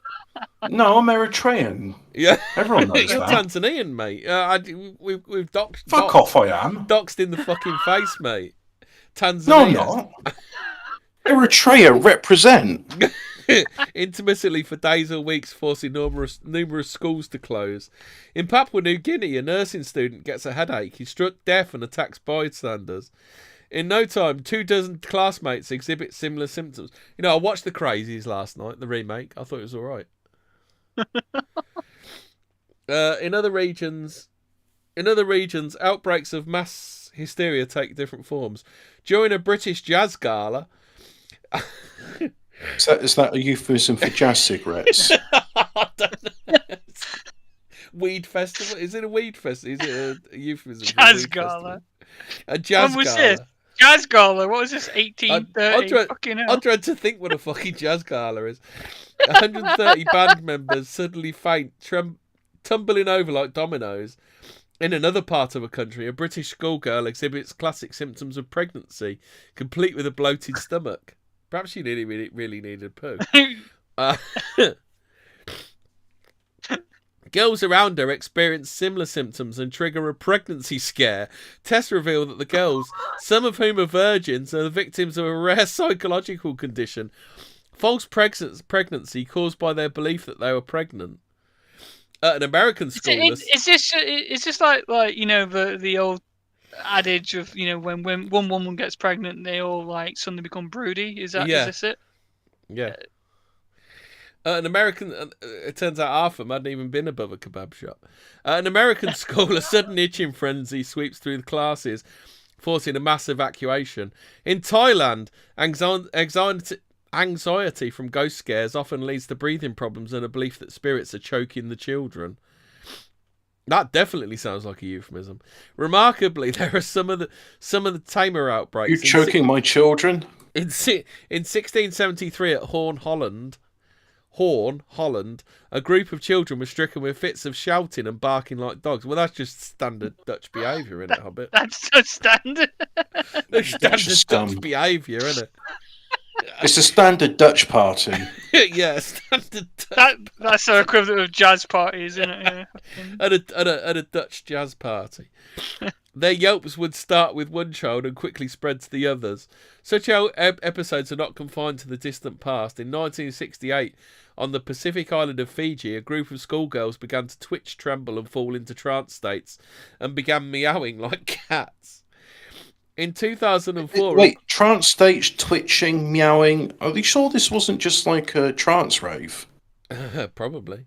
In 2004, a group of students at a remote school in India fell into a strange state and began acting like cats, meowing and walking about on all fours. Outbreaks of mass hysteria are limited only by plausibility. If a group of people believe... Hold on. All these are students, right? Like teenagers, yeah? How do we not know they're just not fucking with the teachers? Honestly, like... Because it's all over this... the world, Fraser. Because it's all over the world, it means they're not. Yes, so there's no conspiracy. There was one... This happened when I was in primary school. We used to have these assemblies, and they were too frequent often and really boring. So I'm not sure how. Yeah, so I'm not sure, like, or maybe it was like once or twice a week. Either way, like, assemblies are boring because you're supposed to sit still and be quiet for like a long period of time whilst the teachers just fan their own metaphysical balls. Now, during this period, we found that we could sabotage it. We were oscillating by coughing, so we all just like the entire like student body, including the girls, we all start coughing because we're just fed up with this godforsaken assembly. And the teachers are getting really shitty about it, saying like you're not allowed to cough unless you've got a doctor's note, and it's like. Some of the parents are getting upset. It's like, what do you mean my kids can't cough in the doctor's note? Coughing's a perfectly natural physiological response. There you go. Hobbit was part of denying it. Yeah, that's like the classic. No, I'm debunking. I'm Hobbit and I'm debunking. Have I just Snopes to this article? You just debunked it, Hobbit. I am now become what I despise. I'm debunking. You know what it's I'm like. getting- you either I'm live getting- long enough. You either live long enough to be the rebel, or you live long enough to become the Snopes, don't you? You die cool, or you live long enough to be a J.K. Rowling. A Snopes. Yeah. Well, look. I mean, we're taking money from Raid Shadow Legends and JML and. J.K. Rowling. Now we take the dirty J.K. Rowling blood money, don't we? Yeah, by the way, all the proceeds that the J.K. Rowling Hogwarts Legacy blood money, I'll be putting into I'll be putting into I was going to say mermaid egg transsexual awareness charities. No, Mermaids is one of them. Charity for children. I mean, you can put your share in that, but I will be using other transsexual charities. Yeah. Outbreaks of mass hysteria are only limited by plausibility. If a group of people start coughing from incidents in a school in the Belgian Congo... Oh, no, that's not what it says. If a group of people believe in something, be it witches, spirits or poison gas, then an outbreak of illness reflecting those beliefs is possible. For those of you who are baffled as to how a group of students could suddenly start barking like dogs or meowing like cats, you'll find the answer in the pages of our book. Look at the moon. Meow at the moon. It's meow at the moon. Meow at the moon. It's called TikTok, right? These days they call it TikTok. That's where they get it. Like there's an unexplained flap of kids trying to electrocute themselves in fucking outlets. See, I mean, would the Tide Pod challenge be classed as a fucking, a mass hysteria outbreak or not? Like, Oh, my favourite things see if the Yanks had sockets like ours, Hobbit, they wouldn't be doing the put two forks in it and then try and blow yourself up challenge, would they? This week in stupid shit that children do these days, there was like, hey, can you brand me? So rather than watching a branding video, they said, yeah, sure, we'll brand you. Absolute red hot poker. Slams it against the guy's collarbone for like 5 seconds, burns right through down into the muscle, charring the thing below, and chars his heart. So he then later dies in agony in hospital because it was part of the brand me TikTok challenge or something. Jesus Christ! Okay, now. And so at no point do the Zoomers go, maybe having a red hot poker put against my body, maybe I should research how they do that. Or maybe I'm not going to do that because, that sounds really painful. He's in contender for the Darwin Award this year then, I guess. yeah, what with being dead and all. Mass hysteria and phantom terrorists. Outbreaks of mass hysteria are common in times of war. Now, Sergeant Oikwinson, Hobbits is a legitimate registered UK charity for transgender awareness. Yeah. Oinkwinson thinks you've got an umbongo habit. Do you like umbongo? They drink Well, it. they do drink it in the Congo. Bongo. It's reminded me of Fallout 3. Completely missed the point of the Fallout universe, that game. I didn't even know what umbongo was. Schools are the most frequent target. In 1989, Soviet Georgia was the scene of an intense unrest. In a last-ditch attempt to maintain control of their crumbling empire, the Soviet authorities ordered the use of potentially deadly... Can we check this on Snopes? Potentially deadly poison gas to disperse crowds at a protest rally. But checked as true. Oh yeah, if it's anything about Russia, it's true, isn't it? Shortly after, amid rumours that they might have been exposed to the gas, 400 schoolgirls at several nearby schools were stricken with symptoms of gas poisoning, burning eyes, skin irritation, dry throats and stomach pains. The girls were rushed to nearby hospitals where they quickly recovered. 2 years later, during the that's Gulf War 1, isn't it? Persian Gulf War. Yeah. There was intense speculation that Iraqi soldiers might attack Israel with Scud missiles filled with toxic gas. Why am I laughing when I say that? Well, no such attack took place. News reports highlighted the fear. It is absolutely hilarious that you thought it would actually happen. Well, no such attack took place, because obviously the Iraqi soldiers apologised, didn't they? Much like ISIS. Well, no such attack took place. News reports highlighted the fear made a deep impression on children at a Rhode Island elementary school. What the fuck? Did he fuck? Oh, God. Oh, good. Oh, no. Oy vey. Oh, good. When a pupil fainted and classmates smelled a strange odour. Kid fainted and shit himself, obviously, didn't he? Oh, no. A sudden dealt it. Classmates smelled a strange odour and a sudden wave of anxiety swept through the 7th and 8th graders who assumed they were under a gas attack. Oh my God! Oh my... A kid fell over and shit himself and they all think, oh fuck, it's the mustard gas.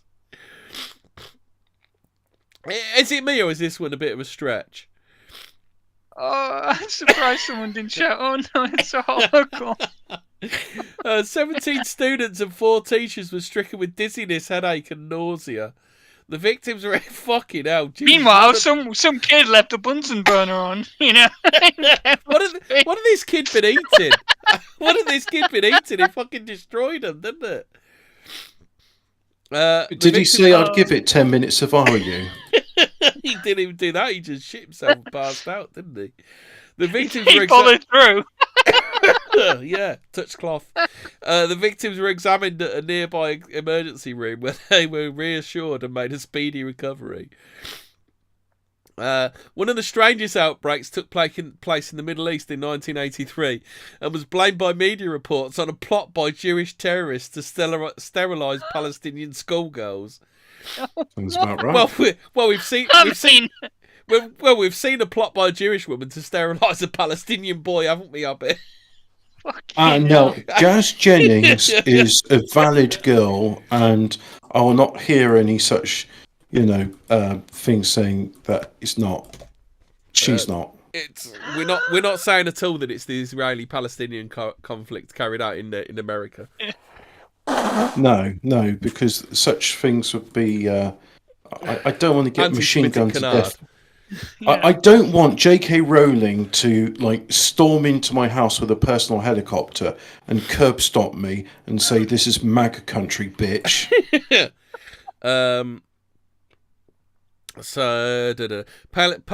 Sterilised Palestinian schoolgirls. The claims dominated global headlines for months. The United Nations even issued a resolution condemning the acts, triggering the outrage throughout the Islamic world. This just what? Did the UN say no, Israel? You can't do that. Yeah. Yeah, they really said that. The attacks, white phosphorus, okay. It's sterilising Palestinian girls, no. You got to have your standards. Yeah. The attacks, I mean, they might not be our standards, but you got to have some. The quote-unquote attacks occurred between March and April in the Israeli-occupied West Bank among mostly Arab schoolgirls who complain of headaches, blurred vision, stomach pain, fainting, weakness and blindness. During the crisis, people saw what they wanted to see. Doctors treating the girls tend to interpret their medical findings along political lines, because that's when you're a doctor and you're treating someone, you go, "Oh, is this MAGA country?" Don't you? Yep. Just You got a headache in one state, and it's just a headache. But across that border, it's no longer a headache. You're sterilising someone. You're being executed. Doctors treating the girls tended to interpret their medical findings along political lines. Even before the results of medical tests came back, Palestinian doctors at Dijin Hospital concluded that that different poisons had been used. These diagnoses were later proved inaccurate. Investigation by US and World Health Organization doctors, so this is 100 million% legit, soon concluded that mass hysteria was the culprit. Fraser, you were going to say something? No, I was just about to say it was inaccurate. What that means kind of was, but it isn't exactly, right? The US and the World Health Organization, Fraser, said that it's mass hysteria. So it was mass hysteria. Yes. The scare took place over 15 days. Blimey, a sneezing epidemic going on here. It's a sneezing epidemic going on over here. Long-standing Palestinian mistrust of Israelis, and that's just because they're just anti-Semitic. Anti-Semitic canard on behalf of the Palestinians. And rumours someone was using poison gas on the girls. The episode was mostly confined to schools in several adjacent villages. Israeli investigator Baruch Bodan traced the original incident to a smelly latrine near the near the Arab school. Just there you go, just smelly Israel, just smelly. It's like Arabs. that episode, it reminds me of that old JJD episode. Hey there, guy, you just got a smelly toilet there, pal. It's like that episode of JJD when it's the African Congress, I declare a 10-minute recess whilst the smell goes away, and you who smelt it dealt it. If you said the rhyme, you did the climb. Later that day, a second larger wave ignited during recess when friends of the first group spread rumours about their possible poisoning. During the second wave, which afflicted several schools in Jenin and nearby villages, the media and the rumour mill were instrumental in spreading the symptoms. In one influential incident, over 60 residents reported being gassed by a passing car. Fucking hell, that must have been a good one, weren't it? Investigators later determined that the gassing was a cloud of black smoke belched from the vehicle's exhaust.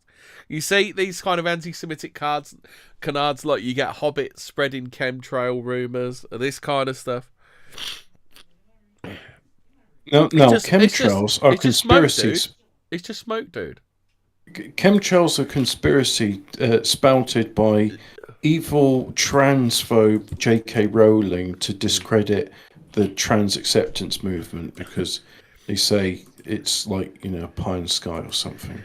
Modan and his team concluded that these and other incidents were triggered by the continuous spreading of poison gas rumours by the media. American doctors reached the same conclusion. The outbreaks were triggered by the smell of hydrogen sulfide gas escaping from the Araba latrine. Mass psychology and the media had done the rest. Yeah. So it was someone dropped a good one. Someone dropped a good one, and then there you go. Didn't flush. That was it. Yeah. Someone dropped a good one, didn't they?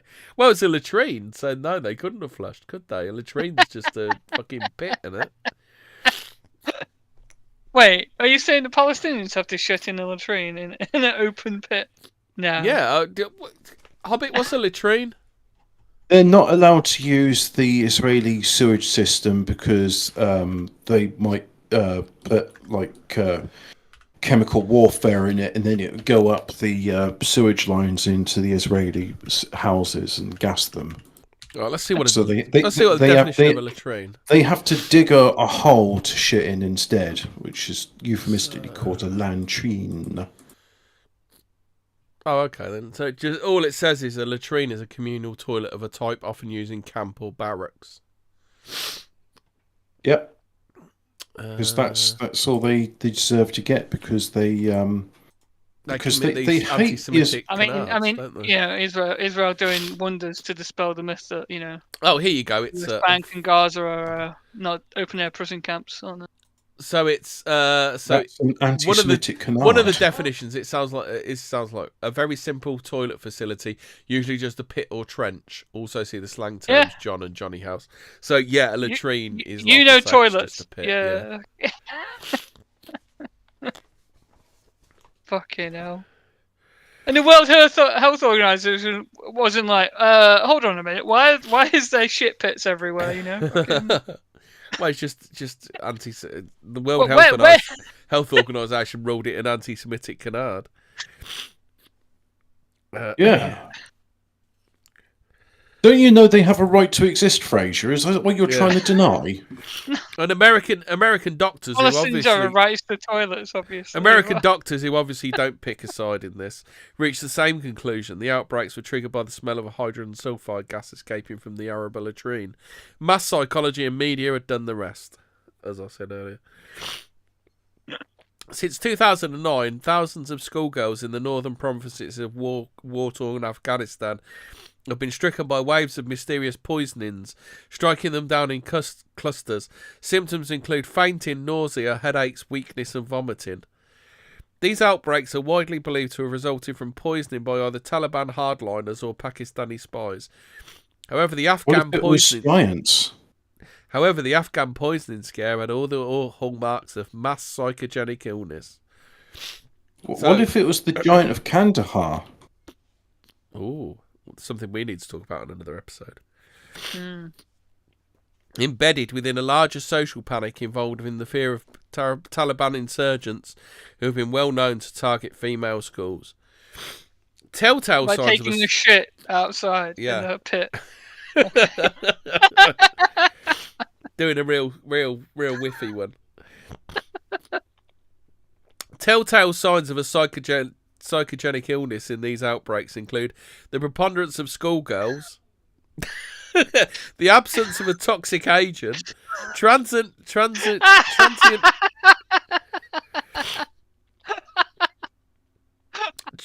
rapid onset and recovery. Is this something to do with the fact that like women deny they ever have a shit?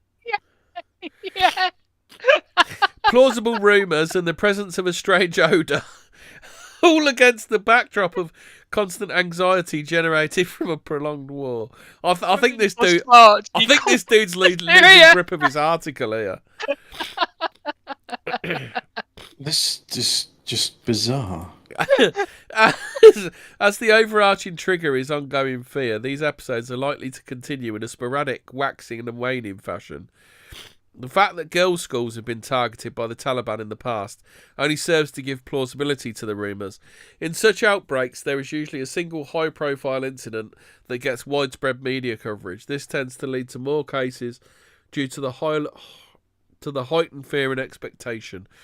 These get reported in the media, which in turn generates even more anxiety and more episodes. But they've already said that these are isolated incidents, haven't they? This definitely is bringing up, begging the question: do women have a hive mind?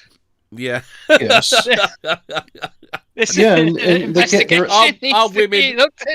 women an insectoid telepathic species? They get their firmware updates from the moon. I'm not joking. This is real. They get reset once a month, don't they? Yep. Recently, Western Sudan has been plagued by civil war. Since Christmas Day 2013, dozens of school children in Darfur have been stricken with a mystery illness. These symptoms include pain, spasms, and twitching. Some students were so affected they were unable to walk, eat, talk, or drink. By February 2014, doctors from the Sudanese Health Ministry concluded their investigation, announcing the students were suffering from mass hysteria. Is this a bit like Gulf War syndrome? You haven't got Gulf War syndrome; it's mass hysteria. It's not Lyme disease; it's mass hysteria. Is this? It's not a UFO. It's a Fata Morgana swamp gas over Venus. Yeah. These outbreaks highlight just how easy it is to trigger mass hysteria. The key ingredients are fear, plausibility, and women. No, an unusual trigger event. Once panic sets in, it does not take long for episodes to spiral out of control. I get the feeling there that he wanted to say women, but he missed it out. Yeah. That's the underlying factor in all of these cases so far. It's been women, highly dominated, right? Right, so in Chapter 7 of Mass Hysteria in Schools, we review a number of outbreaks from South America, principally Mexico, Nicaragua, and Guyana, where an indigenous tradition of spirit possession is mixed with voodoo Christianity. Almost universally throughout Latin America, these involuntary trances are associated with the duendes, a Spanish term variously translated into our sources as referring to diminutive and usually malevolent elves, devils, fairies, or nature spirits.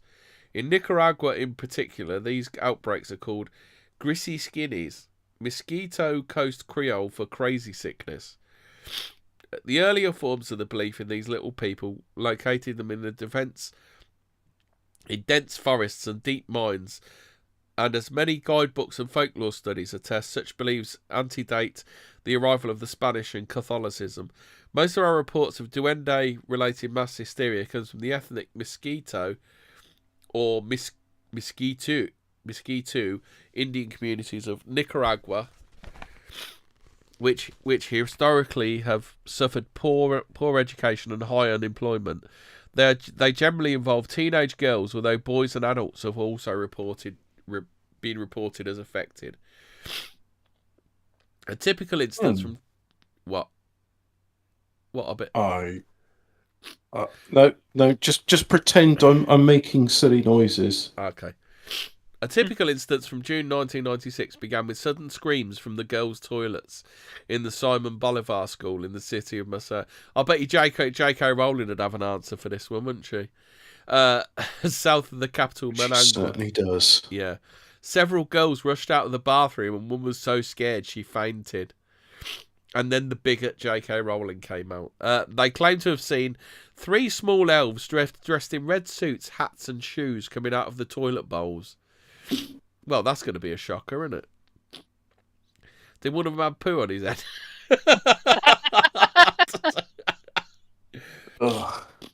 Oh, dear, imagine that. Just laying cable and the little red man comes out. Oh, no. Another student said he'd heard strange laughter. One of the frightened girls said she watched as the little men disappeared before my eyes. Phil Dennis, a professor of anthropology at Texas Tech University who studied the phenomenon among the mosquito people in 1978, argues that grissy skinnis is comparable to anorexia nervosa in the affluent West. Same thing, isn't it? A mock among the Malays and Piblotok, Arctic hysteria, among indigenous people in Greenland. It features long periods of anxiety, nausea, dizziness, irrational anger and fear, interlaced with short periods of rapid frenzy. I mean, is that just women? He says in which the victims lose consciousness, believe that devils beat them, and have sexual relations with them. Although Dennis has called these men. Yeah. That's just their boyfriend, isn't it? Yeah. Although this sounds like just are these feminists? Are these all feminists? They're just being visited by Tom Cruise, aren't they? Although Dennis has called these these seizures a wild and orgiastic rite of sex and violence. Not all the attacks are as orgasmic as he implies, and others have suggested they might function as culturally sanctioned safety valve for relieving sexual tension and frustration outside normal social rules. Dennis himself has witnessed 4 attacks during his research and said the victims were clearly in another state of reality. In this trance state, they seem to perform feats that border on the paranormal. Time and again, we hear of the victims' unnatural strength. It takes 5 or 6 people to hold down one girl, said Reverend Harold Dixon, headmaster of the school in which there was an outbreak of the grisly sickness. Another unusual feat that is sufferers running at high speed, often with their eyes closed, as they attempt to flee from their community. Fucking hell. Nicola would just fall out into a tree. Can you imagine that? As Nicola Ross... When they hit, does it go bonk? Just bonk, crack. Yeah. They just hear a sickening crack, don't they, as they've finished. As Nicola Ross, who travelled up the Rio Coco to interview families of victims of grisly sickness, put it, with their eyes closed and armed with machetes or sticks, they think nothing of attacking whoever or whatever stands between them and the mysterious force that beckons. Porcella Sandino, a respective curandera in Puerto Cabezas, explained to BBC reporter Nicola Fell in 2009, Grisly sickness turns people into witches and they go crazy. She told of treating a girl who was just running around like a maniac. She tore off all her clothes. The girl's mother said Maniac. Take off her clothes on the dance floor. One time she fell into the well while suffering an attack. Other times she drives me crazy. She'd run into the bush or into the river and people would try to catch her. The nature and mechanism of the contagion is also interesting. There is a belief it can spread by line of sight, sending teenager after teenager into a frenzied state, followed by long periods of coma-like unconsciousness.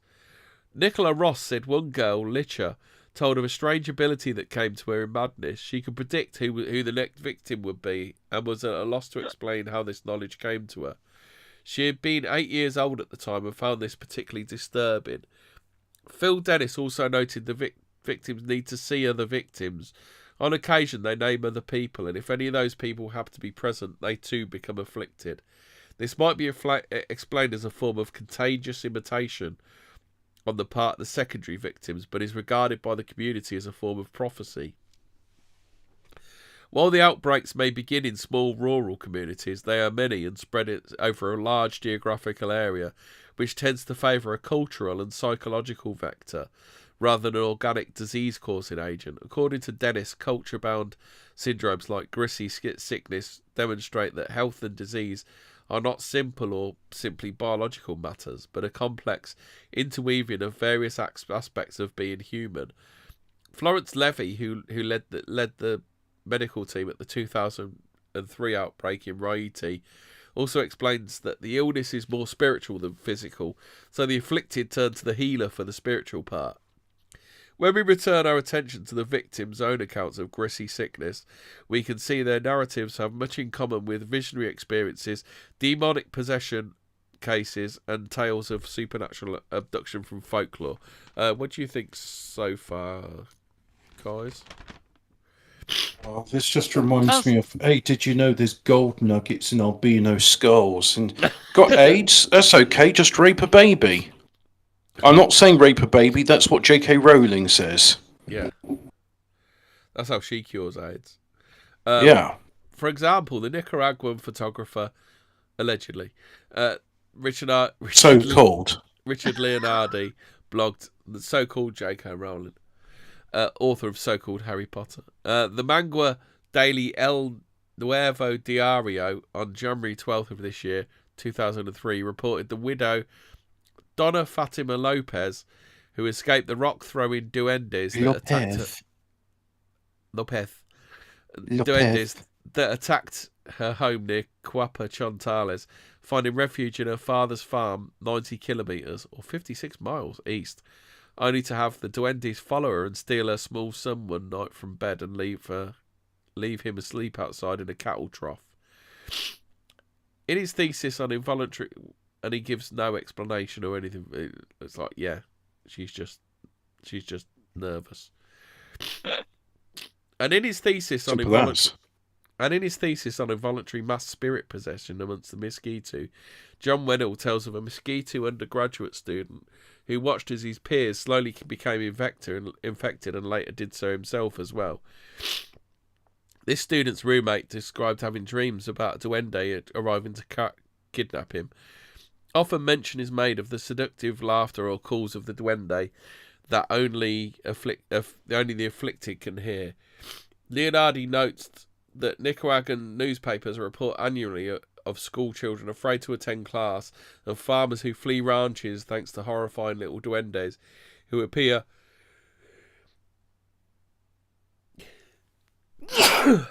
oh, blimey. That was a duende, that.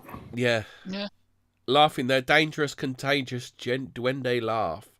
Invisible to most, but completely visible, and both repulsive and enticing to a select few. But so the leprechauns. They're not talking about any kind of like follow-up research, though, are they? Yeah. There's no follow-up research. It's just, oh yeah, it's definitely a mass epidemic, panic. Invisible to most, but completely visible and repulsive to us, enticing to a select few. He continues, their main purpose or joy is to steal yet to be baptised babies or unwed young women. The unwed post-pubescent... This reminds me of something Bruce has said once. The unwed post-pubescent... We've got to kidnap the post-pubescent girls before the duendes do. Gotta build those cages quick. The unwed post-pubescent girl. Why do they keep saying post-pubescent? Why? Is lured away by hypnotism. It's their way of saying of age. King Cobra JFS proofs of this article. Of age, non-related, alive, cisgendered. The unwed post-pubescent girl is lured away by hypnotism, little gifts, sweet words, kebab, coke, never to be seen again. In another more hallucinatory example, Reverend Harold Dixon... Isn't just that's the fucking Saturday night? Are you fucking in? Fucking... Standard night in Rochdale, isn't it? Reverend Harold Dixon, who witnessed many such attacks amongst his pupils in the 2009 outbreak, tells of 3 classmates affected in the same day. One of them, 16-year-old Anadina Smith, said later, one day at school I felt giddy and found it difficult to breathe. Then I saw something towards me, a kind of black man or dragon that entered me and possessed me above a kebab shop. Nicola Rossi's informant, Litcher, a survivor of the 2000 Crinkrin outbreak, which felled about 80 teens, told her that initially she simply had a headache and felt dizzy, a condition that mosquito called blah. As the everyone feels blah every now and again, don't they? As the trance deepened, Litcher recalled her most vivid memory was of visions in which small black men riding red horses came down from the mountains to lure her away from the village. This is why it was necessary to tie her up, she explained. They offered her a cup filled with blood. She was afraid of the duende, the spirits from the forest. Blood cup. The spirits of the cup full of blood. She was afraid of the duende, the spirits from the forest, but felt compelled to follow these powerful strangers anyway. Our final story represents more the kind of lurid panics we associated with the Middle Ages or modern Africa. What? How can you conflate those two together? Only it happened. Only it happened at Bilwi, outside the Caribbean coastal town of Puerto Cabezas, in mid-May 2009, when around 120 teenage girls were affected. It's always girls! It's women. It's women on the rag. That's what it is. Girls. No. Always women. What? With their girls. With their mass panics and being kidnapped by midgets. Small black men riding red horses.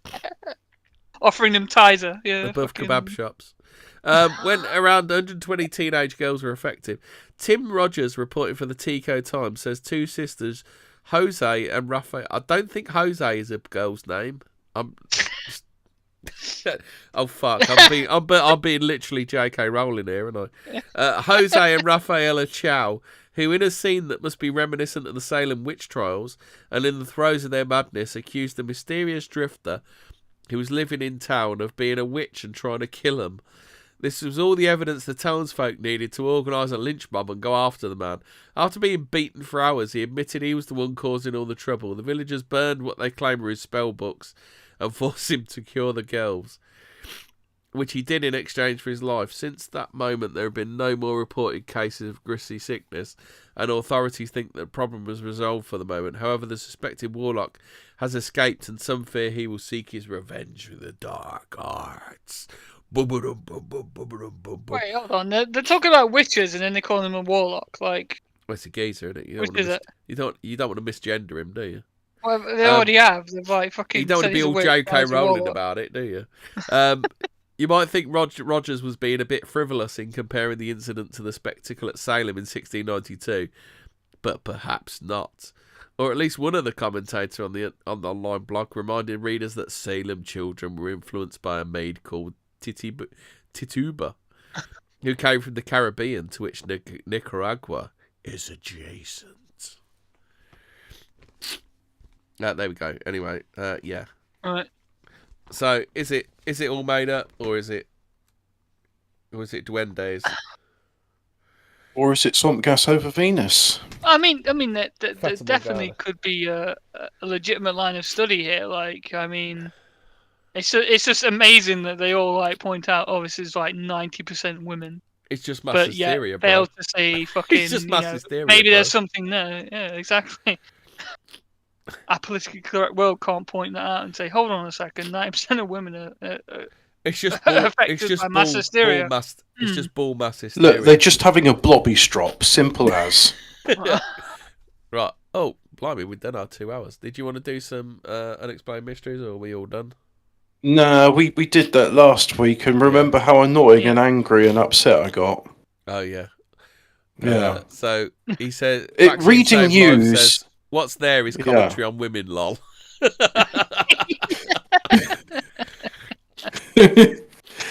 J.K. Rowling. Is J.K. Rowling actually like alt account a JMK? Yeah. It's Yeah. all there. All the clues are there. JK. JMK. Yeah. Meowling. Yeah. meowing. JK meowling. She put the M in Oh. there, so she put the M in there to put you off. So you Yeah. won't realise That's it's it. Ah, the dirty bitch. JMK Ultra, as Vaccine Save Lives says. Yeah. Well, he is. I mean, she is. Right, so Not that I want to misgender anybody. say goodbye, Hobbit. It's a goodbye, Hobbit. And we had no technical hitches today. Which I is know, quite good. right? Fucking hell. Yeah. Ah, that's because we weren't talking about the true issues that make things go bad. Peter wasn't You, on you, this, you know we're not close to the truth. If we, Yeah. the more technical issues there are, the more hard hitting truth it is. Yeah, they really didn't want us to talk about whatever it was last week. I forget now. They've actually Do you remember like the trouble- mind do you remember controlled the my trouble brain. we had with the Dominion of Melchizedek? Oh, we do not talk about the Dominion of Melchizedek. No, nobody expects the Dominion of Melchizedek. No, they don't. Right, we done. Yep. I would say so. Stay spooky. Good night, guys. Whoa.